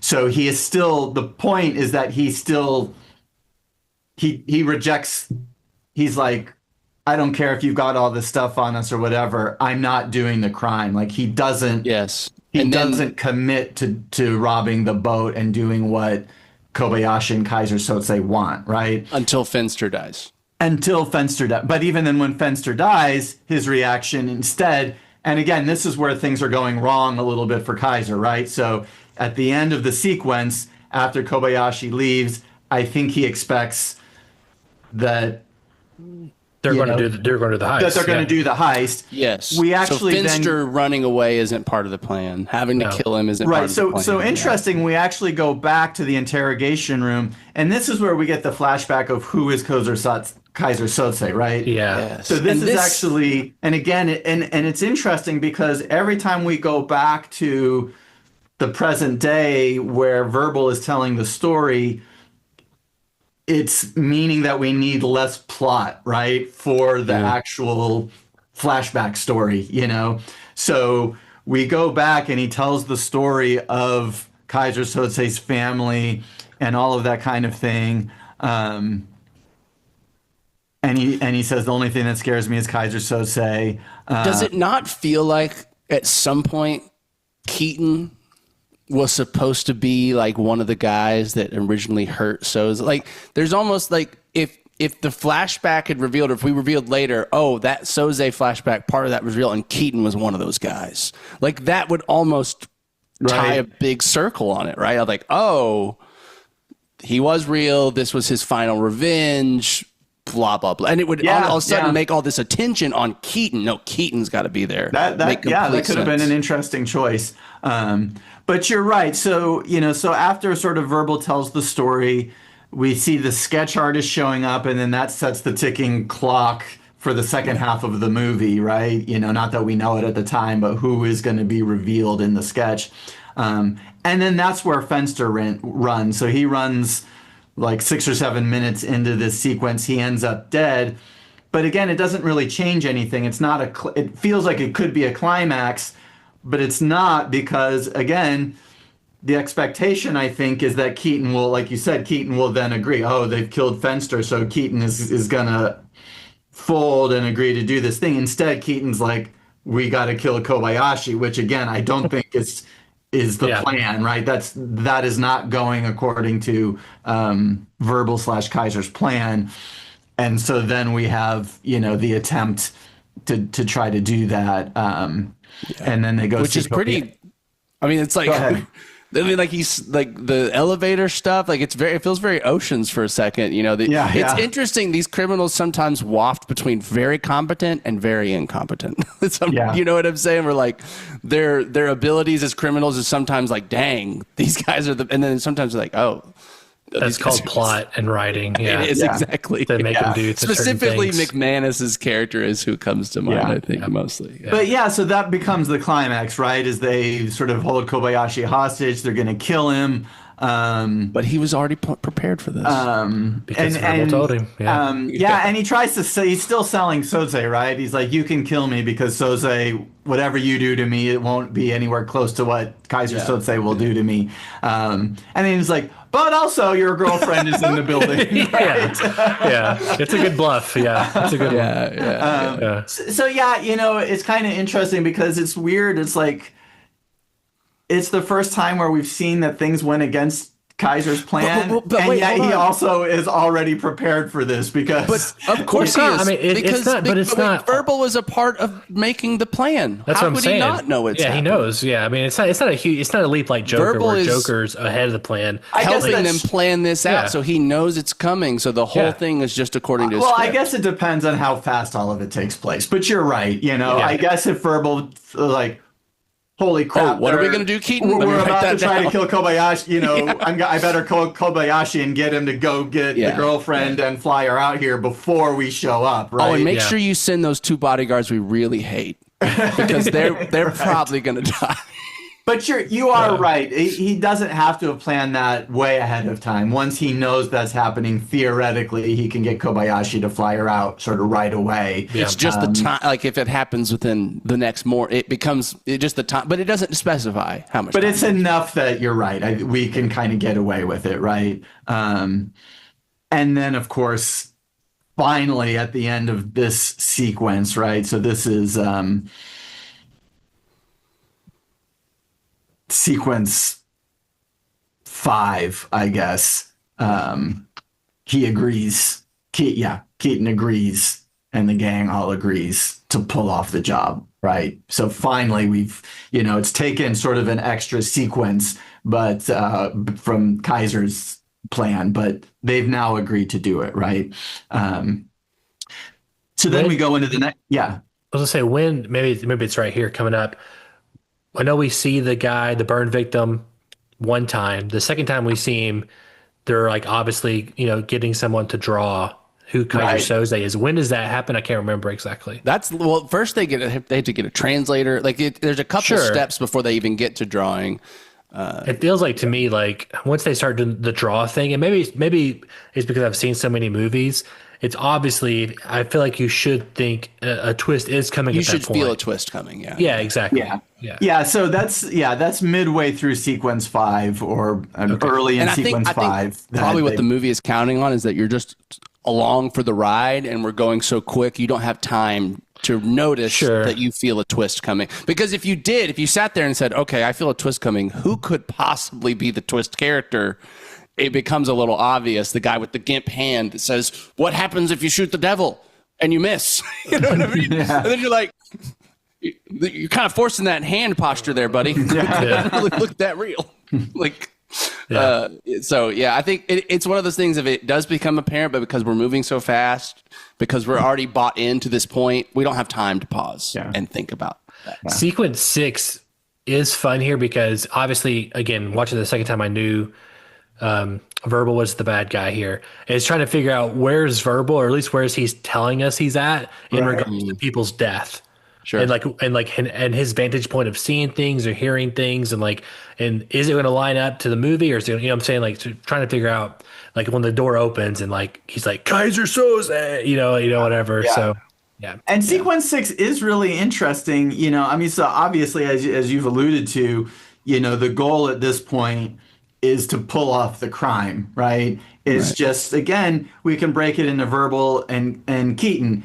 Keaton's goal is to, I guess the whole thing is to either steal the coke or destroy the coke to keep, the story Kobayashi says is that Kaiser Soze's rivals are about to pull off this major drug deal, and if they do, they will be more powerful and rival Kaiser, and so they've got to kill the people, I guess, and destroy the coke, or maybe take the coke. It's not, I guess they could do either one, but to get the coke out of that sale. And so the whole thing, of course, is that they're going through the whole boat and they can't find any of the coke, right? And then the flip side, of course, is seemingly the killing of the witness, right? Like you said, is killing the witness seems to be Verbal's goal. But it is kind of funny because during the his telling of the story, Keaton says, I want you to stay behind and stay safe so that you can tell my girlfriend what happened if Take this the money goes to wrong. her or something. I tried. Yeah. Right. But what he ends up doing eventually is running and trying to steal the truck full of money. So who does? So remember he runs over and like there's one of the dead henchmen and he gets the keys out of his pocket and we see the boxes all in the back of the truck and they're filled with money. And so, that's a really weird red herring, or is it a red herring? Is that before or after Hockney dies? I don't remember when. Let's see. Because he's shot. Yeah, I'm watching it right the truck. now. Like he has the truck, and his blood goes all over the money, right? Isn't that what happens when he's shot? Yeah, and I guess he's trying to steal the truck first, and then he fails, and then Kaiser goes and. We don't even see him get a chance. He just sees there's money, and boom, he's dead. And then later we see Verbal then trying to sort of get the van, and it feels like that must be a red herring. It's not even clear if that's because I don't think he narrates that he did that. We just see it unfolding. So is that something that he told the cops? Presumably, again, it's a weird, I think, hanging thing there because if there was no drug deal, there was no money. And if it was all just about killing the witness, maybe there was no money. But we hear all the cops asking, I mean, especially Giancarlo Esposito. And at the beginning, it's like, what was the crime if there was all of this money, but no cocaine, which seems to imply the money was still there and the cops found it, because otherwise I don't know that they know the money was there. But wasn't the idea, the gangs that were there, because there was two gangs fighting on the boat, right?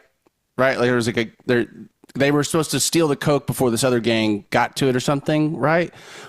I thought the idea was that, like, okay, the guy that was hiding out there and his gang, that gang was selling him to another gang for something. Like, that's mentioned at some point that, like, that guy is being sold or bribed or something is going on with this guy because he can identify Söze and one of the gangs want him or something. So I thought that was the money had to do with whatever the gangs were there thinking they were doing. Right. But that seems to be all a facade. So I guess you're right. I guess that makes sense that it was the money for The witness. the witness. You're right. Yeah. You're right. It was the money for the witness. So the money was still there.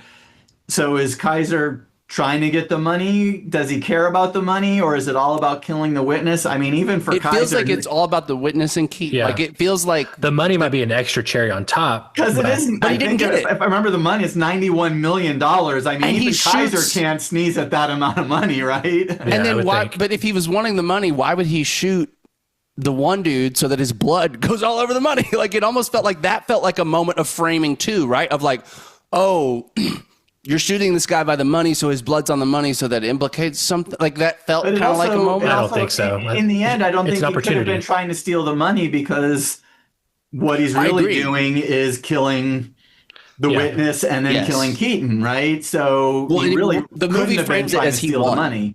He won this Yeah. cat and mouse game. Kaiser wins, and he doesn't get the money. So yeah, I feel like Well, we're he not clearly supposed to- doesn't need money, right? I mean, No, yeah. But I mean, also, if you look at where Verbal is after the death of the money, he's like the death happens and he's at the boat, and then Baldwin dies right after that. So it's kind of like he's just picking people off. You know what I'm saying? Like he's Yeah. just Well, and he's that's just moving the chess moment pieces. the Yeah. movie is telling us it's lying to us, right? Like this is like, or it's going to tell this specifically. I showed you this. This really didn't happen, and it's really the only time the movie confirms that for us, right? Like that, like, Yeah.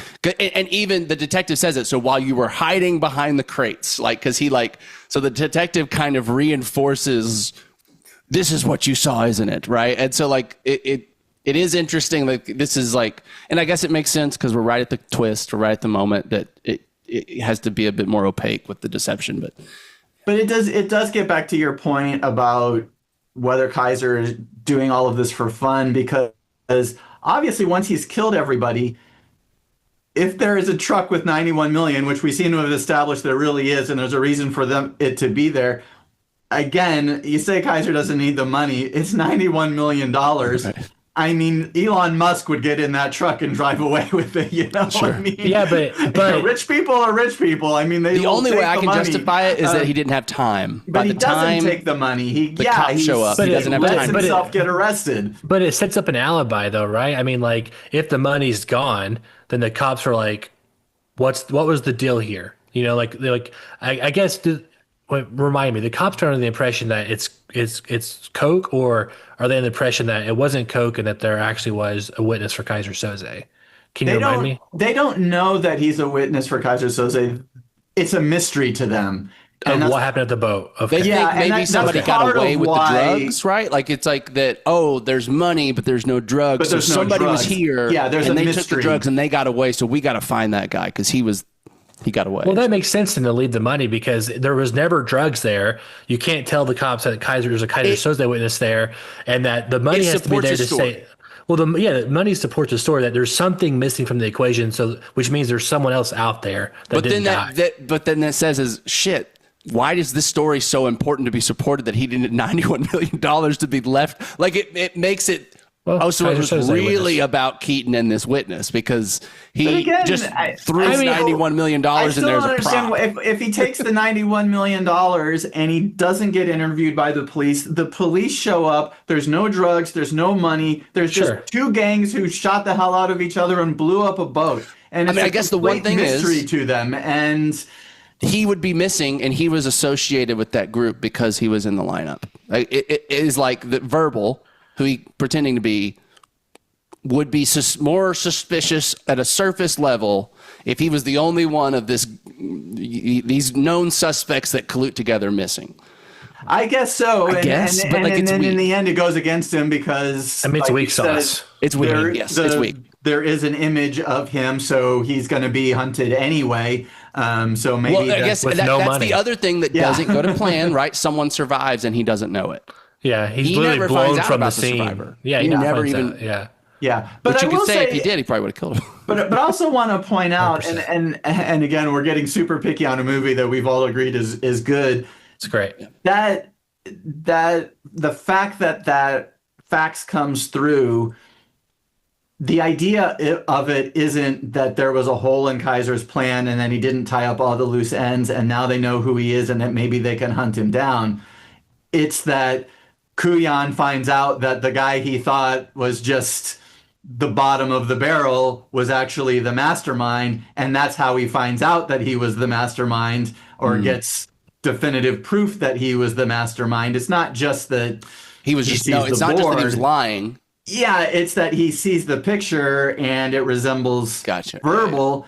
And in fact, the movie ends on the idea that he runs out and the street is empty. You know, I think we're supposed to end on the idea of he got away. He got away. Oh, yeah. And he's never going to be found, right? Not that he got away, but there was a hole in his plan and the police have a lead and they can try to find him. Like, that's not what you're supposed to think as an audience at the end of the movie, right? And I think that supports the idea that Söze, this guy that can just disappear into nothingness after he shows up to pull a job, is supposed to be real in this world. He really is this ghost of a criminal mastermind that can pop in and out. In which case, I think he should have stolen $91 million. Exactly. No, you're right. You're right. If he is this, if Verbal was never a real person, if Verbal is the actual character that he's playing, then it makes no sense to protect him with a good story.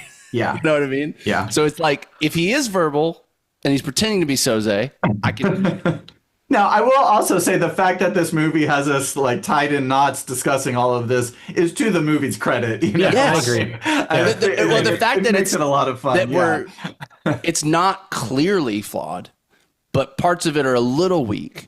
But then you think about it, you're like, well, okay, that part, you know, like there's parts of it that seem like, oh, that's thin. And then you dig and you're like, okay, that makes sense. But then there's parts that you're like, oh, that's solid. And you dig and you're like, this is also how lies work, though. I mean, like, and so, and the fact that, like, it's not going to be perfect because he's lying. And so he's doing the best he can in the situation, which is what the point of the character is, that he pulls it over on them, right? So with the flaws intact. So at first.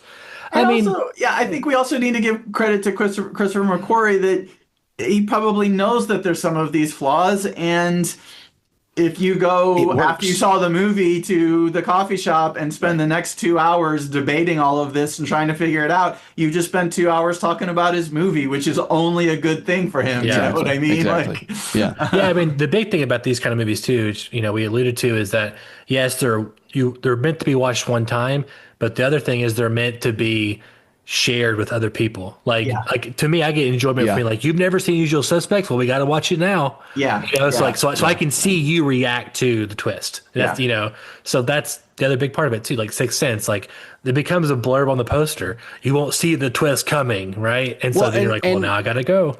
To go back to what we said, if this guy isn't Kevin Spacey and he doesn't give that performance, this movie might not work at all. Yeah. The movie doesn't work at all. This thing is fired on a lot of cylinders. I really think the acting's great.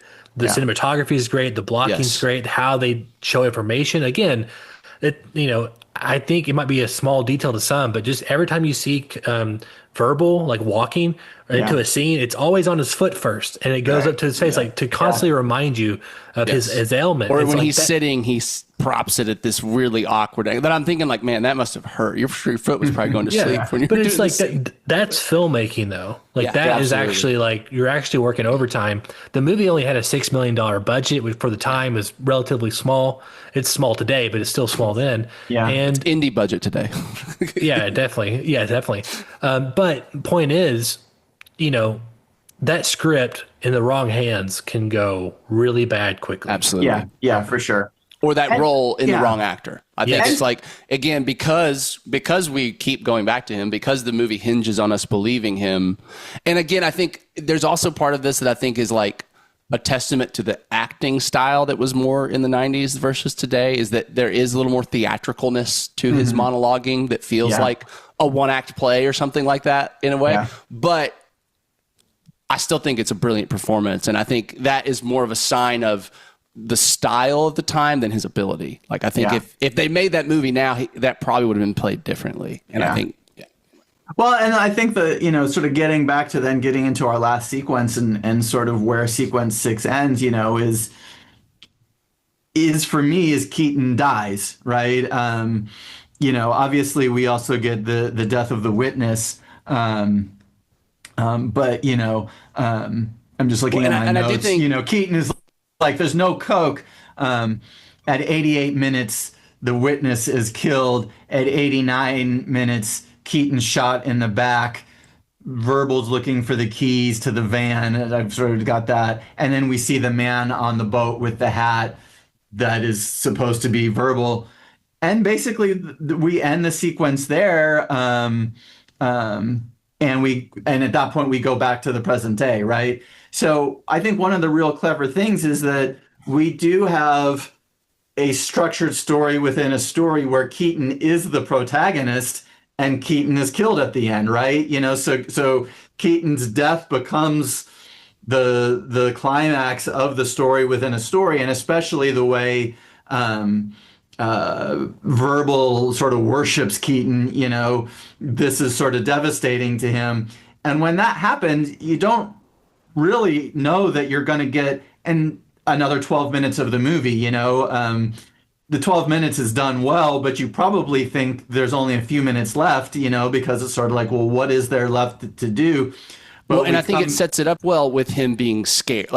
What I think is really smart here is that it's like, it's not just it was Keaton, and now we're just gonna sit here and be like, oh wow, I can't believe this. He's like, oh no, I'm gonna die now. Like you've fucked me over. Right. Now that you've sat me in here, I'm dead. So it kind of becomes part of it. I think yes, at this point we're all kind of sniffing a twist, but the part of your brain that doesn't want to believe it yet is saying, oh well, maybe that's the end. Is Kaiser getting Verbal? Like that could be the last beat, right? Because you're expecting one more beat.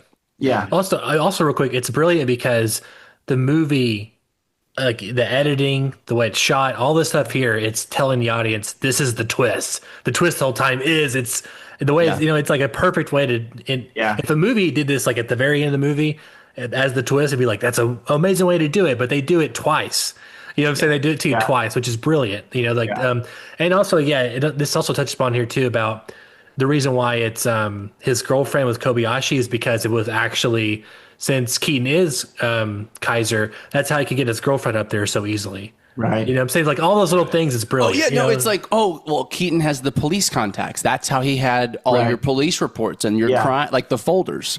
And so there's parts of it that makes more sense if Keaton is Kaiser that just make him more fairy tale-ish if it's Verbal. Of like he just was able to mastermind all this at the public library on the weekends for the last 6 months or something. Bro, you know what I mean? So that last sequence is set up really well. And so with Keaton gone, then obviously Kuyan sort of, it's his goal then that is now sort of Verbal and Keaton, right? Verbal wants to get out of the station. Well,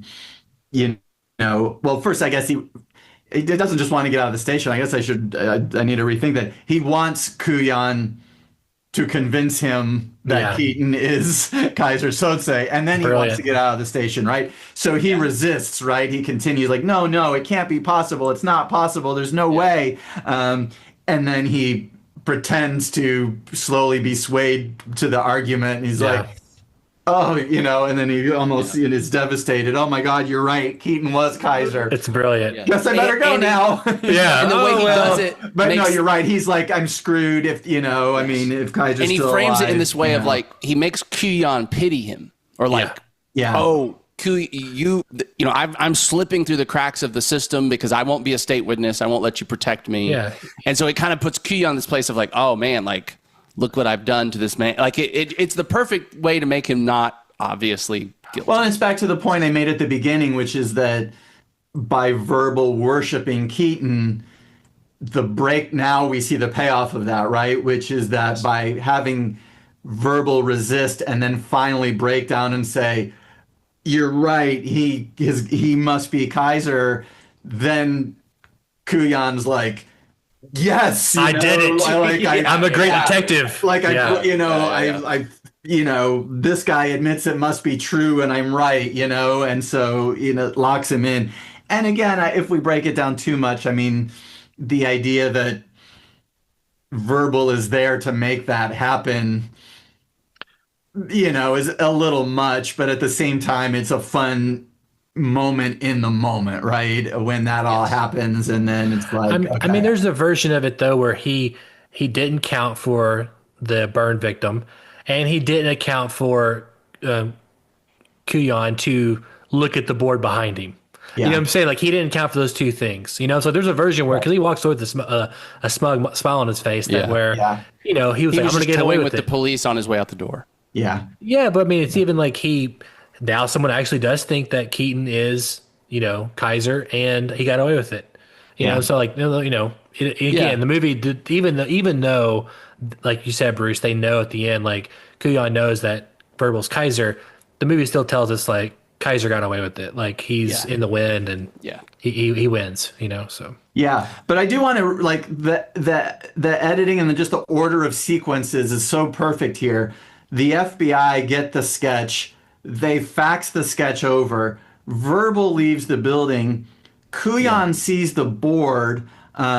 He drops his coffee mug.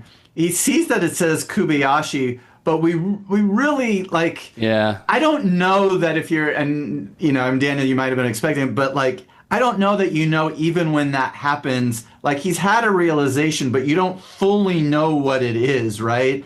I think that Kobayashi is the moment where you're Well, you know that realizing- there's a lie, but I don't know what the lie is because it's sort of like, Sure. oh, Yeah. oh, wait, he's realized that there's something that doesn't add up, and obviously by the fact that Kubayashi's on the mug, that he's lying about something. But then we cut to Verbal walking down the sidewalk, right? And to Donovan's point, it's the same shot we've always had, and classic. then as he walks, he straightens out his limp and he's not limping anymore. And that's what really locks in, okay, it's not just a lie.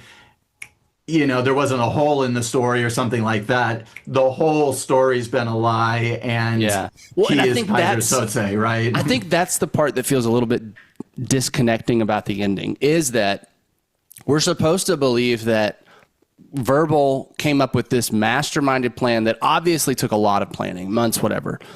But then at the last second, he had to pull a bunch of details out of his ass because he hadn't thought about names for any of the people. Like, where it feels like this, like, okay, he's had this plan, he had it all orchestrated, but then he's having to make up details on the spot by looking at the board behind him. Like, it feels a little bit like, I would have thought you already, I mean, why don't you just tell these guys the name that, why did you need to make up Kobayashi? Did you make up that and you told the crew that too? Like, it kind of becomes this thing of Verbal. Huh? Like, he's playing a character called Verbal, right? And like it's on the nose. Like this guy talks a lot, and so the idea is that, it just feels a little bit like I don't quite understand the plans. It just makes the whole plan feel a little bit less consistent. But I think in the end, the plan isn't about the board. I think the board just happens to be the thing that Kuyan, and maybe you're right. Maybe the movie overplays the board as. I think it does a little bit. I think it's like. Because like I said, he gets almost nothing about the plan from the board.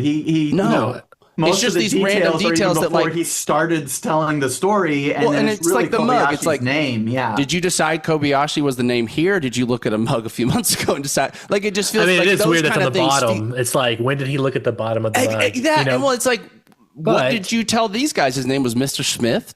Is that not a good name? I don't disagree with you. You could have almost had, like, instead of the board, you could have just had the Dan Hedaya character, the other cop. Like, he walks out the door, he takes his last drink, and then Kuyan sees the bottom of the mug and then picks up his own mug, sees Kobayashi, and drops it. And you could have just done away with the board at all. You're right. But the board's more fun. But it feels a little flimsy when he's like, oh, and fat as a cat. Like, there's just moments where you're like, well, again, this gets into like the first telling versus second telling, because I think you're both right. Yeah. Donovan, you're right that in the moment, it's like, holy cow, he just spun this whole tale out of details on the board. Then when you go back and you think about it, Daniel, you're right. most of the details he already knew and he actually told accurately, and there were only Yeah. like little bits and pieces that he got off the board, and so maybe we didn't need to make such a big deal about the board. But in the moment, I Yes, it agree. I works think as it a- is fun yes. in the moment. It's Yeah. just It when you is. think It about is. it afterwards. There's no argument from me that like his plan was flawed. Like if he wanted to get away with it or if whatever, unless he was just having fun. But if it wasn't that, then of course it's flawed. Like and again, I said earlier in the beginning of the podcast, it doesn't make a lot of sense. And there's a kind of a big hole there. Why would he do that? Because he's setting himself up for failure. But this is kind of like Infinity War, Thor, not going for the head or whatever it is, Bruce. You do it because it's cool. This is because it's cool. Yeah. And like to see someone rattle off 2 or 3 things like this and that, and like just just your brain starts like being overloaded. It's just that's the fun version of this, and that's what they did, which I think was And smart. I honestly, think it is yeah. good. I think that I think it's one of those things that I think movies in general, the joke about movies or the things we hear a lot about is like how movies try to portray real life things, but they do the movie version of it, right? Like the movie version of what a doctor acts like is very different from what a real doctor acts like. But we've all accepted the movie version. That's just what it's like in the movies. And so I feel like, and I'm not bringing any examples, I feel like this is playing on the idea of like a, what do you call it? Compulsive liar, right? The idea of people that like will just make shit up by looking, and those are real people. Those exist. Yeah. And sometimes those are criminals. And I think we've seen that idea done a little more accurately, a little bit more believably since this movie. And so I think maybe that's part of it, is this modern lens of like, oh, I know what you're going for. Those people are real, but it's a little bit smarter when they do. Or like, you know what I mean? Where Maybe, it's like, but I think part of it is the fun that it's like But it's over the top and but it's the cadence. almost It's not believable. It's the tempo Yeah, and it's the I hear- I cadence. see that. If we were riding today, we 100% would do let's look at the mug and it's one thing, because me and Daniel has this thing when we're writing called Q&A questions, where it's like when we're writing a script, we're like, what someone in the audience are they going to ask us a question we can't have an answer to, and so we try to answer it in the script, which we can get into the weeds on that. or at least we have the answer in our heads if that isn't obvious in the script. Like, why did this Exactly. character do this? Well, this is what we were thinking. That's not in the movie. It didn't need to be. Yes. But here's how we got there. Yes, but what you do lose in that is that in this case, in this Usual Suspects, is the tempo and the cadence. And thinking of just looking at the mug and then seeing the shot, Yeah.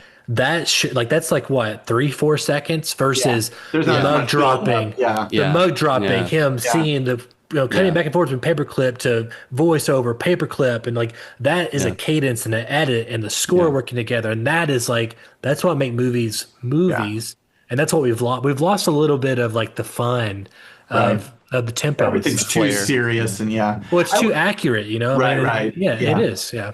I will say one other thing too about the whole thing that happens with, and we've been talking about what's real and what's not and all this kind of stuff. I think one of the great things about it is that who Kaiser Söze is in the myth is not who Kaiser Söze actually is in real life.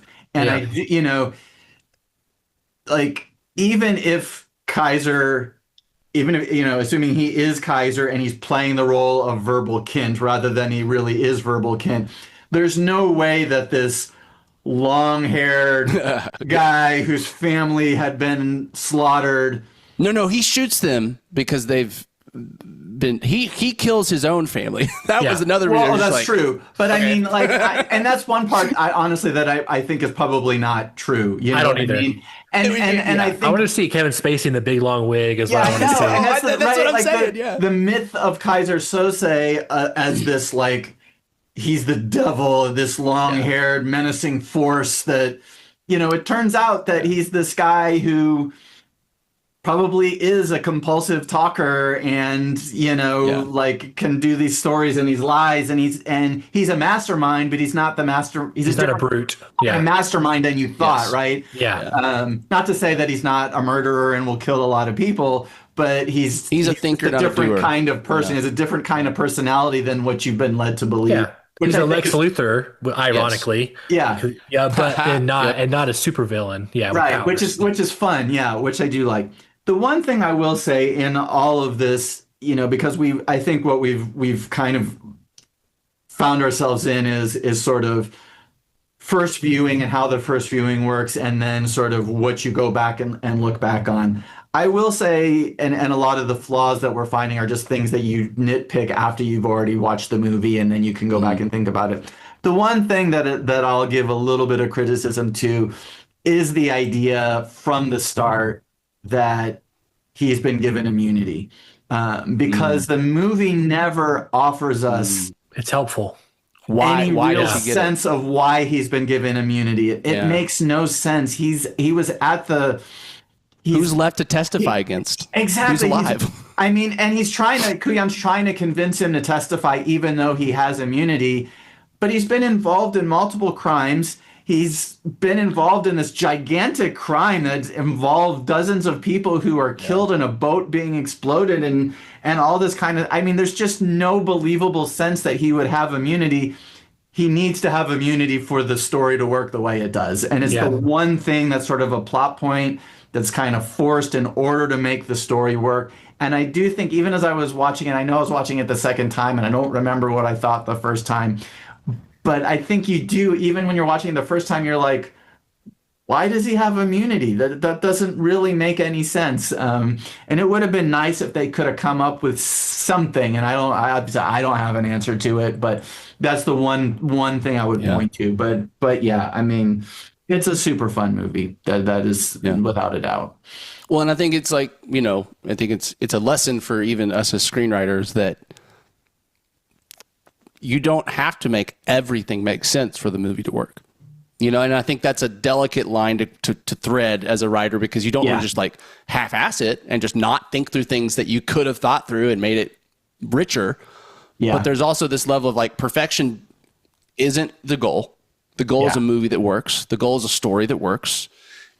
And the plot that gets us there. And so it's a good and is lesson, entertaining. Yes, and entertaining. And so I think it's a good lesson to realize that like sometimes we can feel like, but the plot has to be bulletproof, in terms of just there's no holes, they don't exist. But if it works, it works. And I mean, The Usual Suspects is and you always have to ask that question of like, how and when is the audience going to discover that? And I'm a pretty stickler for not having holes, but I'm also willing to defend like, sometimes I'll be teaching class and someone will say like, oh, well, that doesn't quite make sense. And I'm like, yeah, but the movie's moving so fast, especially like in an action type movie or a thriller. You don't have time to think about that. Audiences aren't thinking about that. And I just will like say, at the end of The Dark Knight, Bruce. Okay. Well, I know I was going to bring up The Dark Knight, and to me, that's a little bit of a difference, because as you're watching The Dark Knight, I mean, and I really enjoy it. I mean, God, I've watched The Dark Knight a dozen times, so obviously I love watching it, but it always will bother me because unlike, The Usual Suspects, it's only after the fact that you walk out and you start thinking about it, and then you can find the things. As The Dark Knight is unfolding, I think it's much easier to become aware in the moment.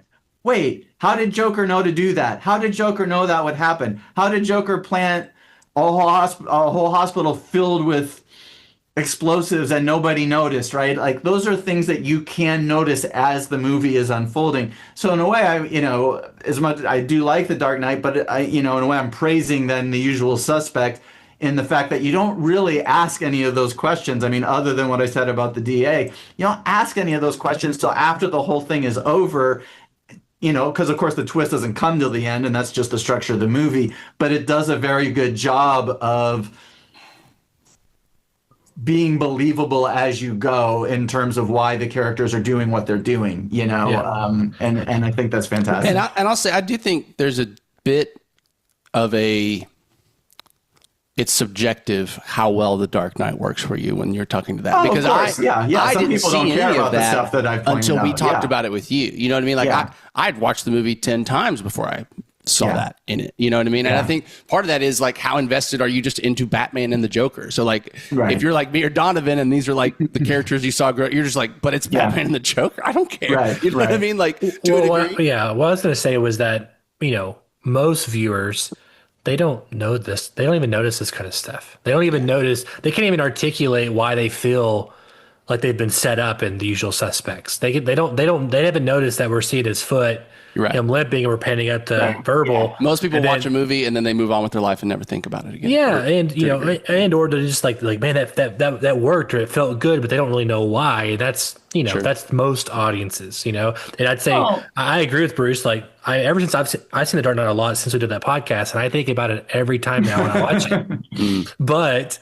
I can get past it because it's so fun. And it can be both. It can be a great movie and it can have flaws. And I agree with you on the genre subtle things that the audience isn't going to pick up on. But even when I picked up on those things, like I did an internet search and I found plenty of people on Reddit and other places that had the same questions I did. So I think but there are people who care enough to comment on a Reddit post. Well, I get it. They're not just the average person who went to the movie theater like you were 20-something years ago. But I mean, I'm not saying that you shouldn't.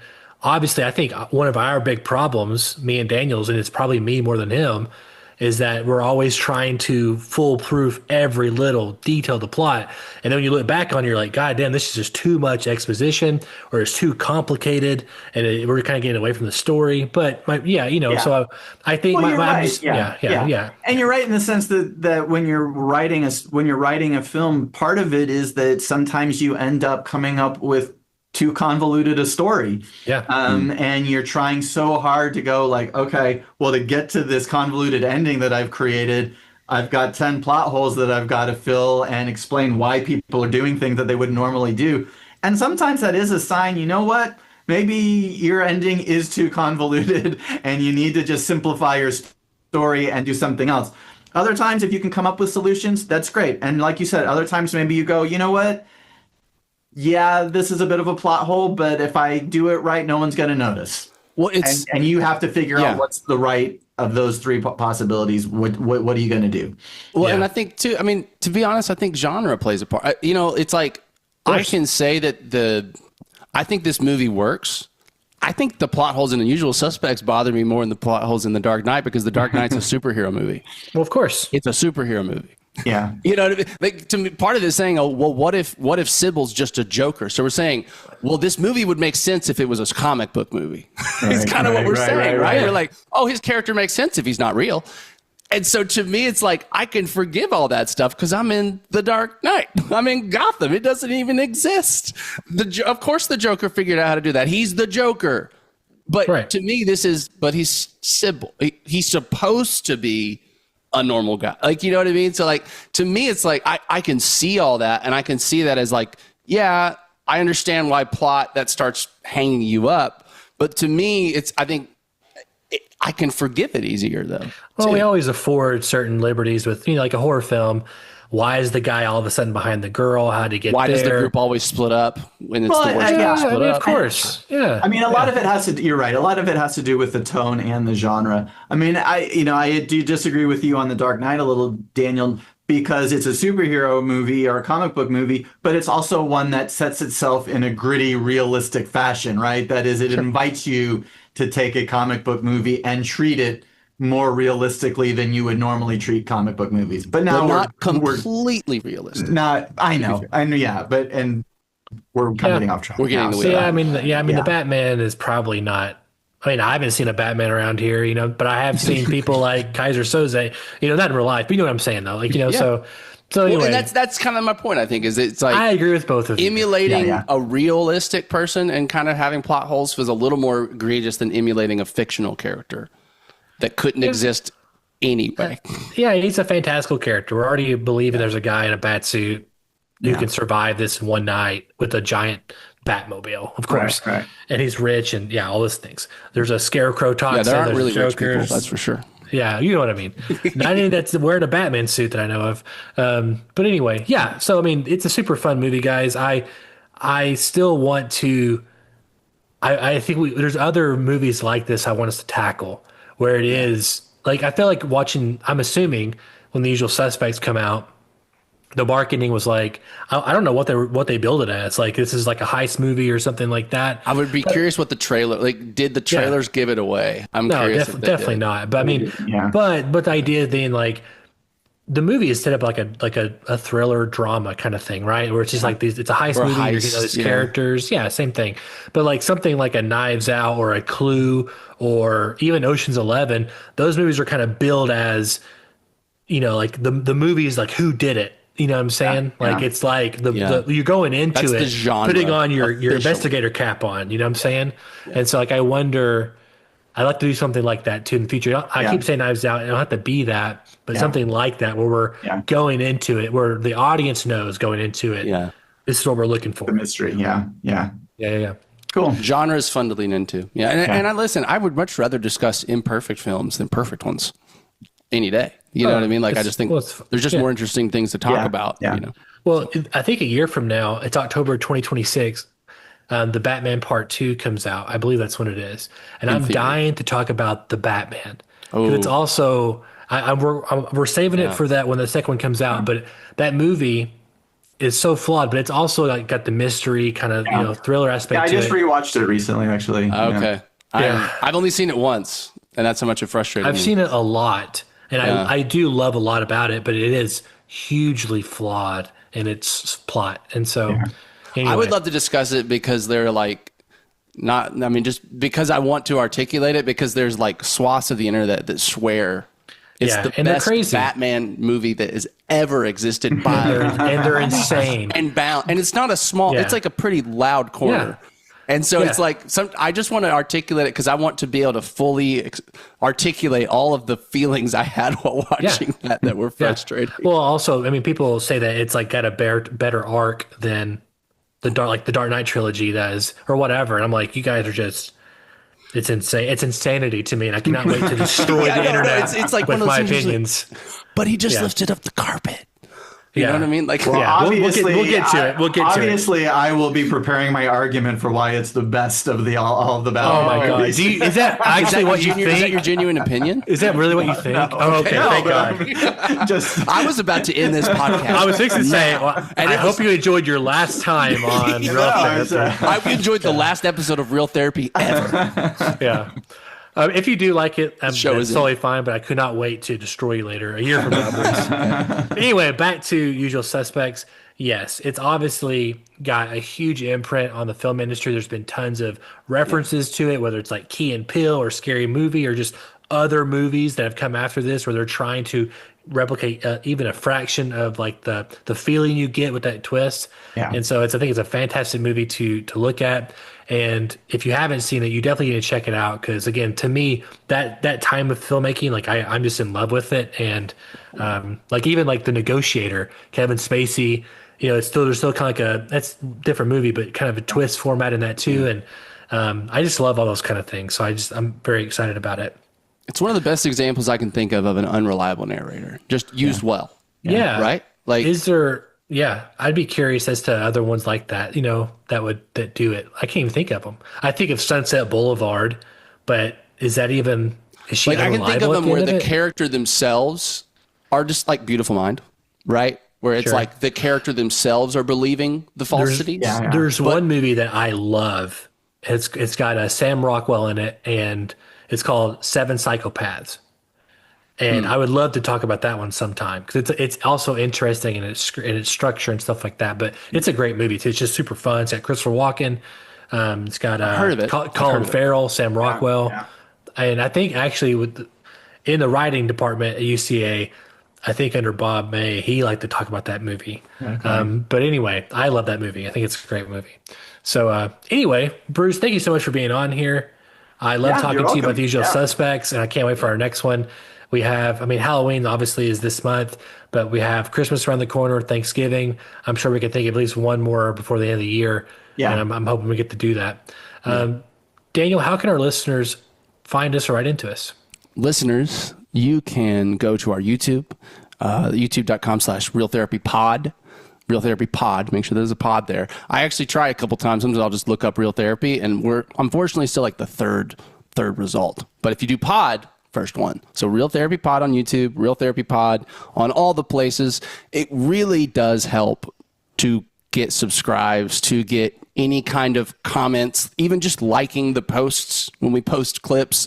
All of that tells the algorithm that we're worthy to exist. and we need that from you. So please do any kind of just social movement, or maybe send the movie to, or the episode to a friend if you know someone that loves The Usual Suspects. We'd really appreciate it. And before we go, we like to highlight one last thing that may or may not be TV or movie related. Bruce? So mine is actually something I discovered recently, and is a musician. Her name is Ken Pomeroy, and she's actually a Cherokee native in Oklahoma that does kind of folk country music. Very beautiful. I guess maybe call it Americana almost. And I've actually been listening to a lot of Americana type music for the movie that I'm making next. But I discovered her yesterday, and she's pretty new. She's just got a couple of albums out, and sort of her big album came out in 2025. It's called Cruel Joke. And so if you like that style of music, which not everybody does, but she's got a beautiful voice. And in country type music, you don't see a lot of Native American voices. And she's got a beautiful voice. And What's her name again? Ken Pomeroy. Pomeroy. Yeah. Very cool. So that's mine. We'll make sure to kind of drop either a link to her Spotify or something like that in the comments below, or in the description below. Daniel? Yeah, mine, it's a throwback. It's not something new, but it's something I've been returning to. So I know I've told most people like this, but like as a creative, one of the things I have to have is like input of creativity regularly, or else I'm just pouring out of an empty cup. And for me, it's like world building, getting lost in worlds, whether it's a book or a movie or a game. Like that is getting into a space where I like forget my reality, and all of a sudden I'm someone else, or I'm with, whatever. That's the magic for me. That's like the point where I can really let go, and I can really relax and all that kind of stuff. And it can be, at least finding ones that you gravitate towards that catch you can sometimes be inconsistent. Like sometimes I'll be like, there's a new game I didn't know was coming out and I love it and I'm invested, or a new book that I didn't expect. Or then there'll be times where I'm like, I don't really have anything. You know what I mean? Where I'm like, I really want something and nothing's captivating me. So I've gone back to something that used to captivate me, but I fell out in love with a little bit, which is the game called Starfield from Bethesda. I really enjoyed a lot of my early hours with that game, but it was a game that kind of was a little bit of an inch or a mile wide, inch deep, a little bit, which when you're wanting to get invested in the world is a little problem. But I've recently gone back. There's mods, and there's actually mods on console. And so I've gone back and just kind of like, I spent about $10 on some paid mods that are all community created. These are not made by Bethesda. These are just random people making stuff and putting it out there. And I'm having a lot of fun with it. I've been able to basically fill in some of the cracks that the developers left with this kind of user content. And there's part of me that's like at a like theoretical, like a philosophical level. I think that it sucks that I paid a full price game and I'm having to like do other things to kind of make it good enough to want to play. But at the same time, I think it's so cool that there's communities that are out there just, I wanted this in my game, so I made it. Yeah. And so I've been really enjoying it. I've been kind of getting lost in space again. I mean, I love sci-fi, so it's like it should be like my favorite game ever. And I'm making it better with all this stuff. So that's mine, Starfield. I'm not going to endorse it. I think your mileage may vary. If you can get it free, you can get it on Game Pass for a month before they jack up the price.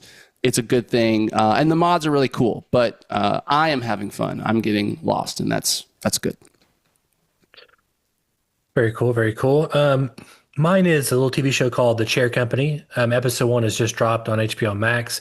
It stars Tim Robinson. I watched it last night. If you don't know Tim Robinson, he has this really weird, surrealist, kind of cringe humor and storytelling. And like if you, on Netflix, he has a show called I Think You Should Leave. He had a movie last year, or maybe it was earlier this year. I can't remember, with Paul Rudd. It was this year. Paul Rudd, called Friendship. And they're all, I think it's brilliant. And the way how he does stuff, how they kind of switch the narrative in the middle of the scene. I can't get enough of it. And it's just so wild. So it's called the Chair Company. It's getting really good reviews, as all of his stuff does. And episode 1 just dropped on HBO Max this week. And so you should check it out if you like really weird, cringe So humor. this is a scripted show. This isn't like a Nathan For You thing, right? Yeah, Where it's scripted. Yeah. I also love Nathan For You. Nathan Felder. I love his stuff too. Sure. He's also fantastic. But yeah, this is all scripted. And if you haven't seen Friendship, you got to watch it. It's brilliant. I can't, my brain can't wrap around how he thinks of these kind of things. And maybe because it's like half stupid is why it works. But anyway, Bruce, thank you again for being on here. I really appreciate it. I had a great time talking about the movie. I'm looking forward to our next one. And yeah. Yeah, a lot of fun, as always. My name is Donavon Thompson. I'm Daniel Wingfield. And I'm Bruce Hutchinson. And we'll see you at your next session. Real Therapy is brought to you by 241 Studios and viewers like you. Thanks for stopping by. Remember to tune in every Friday at 3 p.m. for a new session with Daniel and Donavon. And remember, They're gonna talk about how it makes them feel. They're gonna watch all the movie reels, 'cause it's Dan and Don in Real Therapy.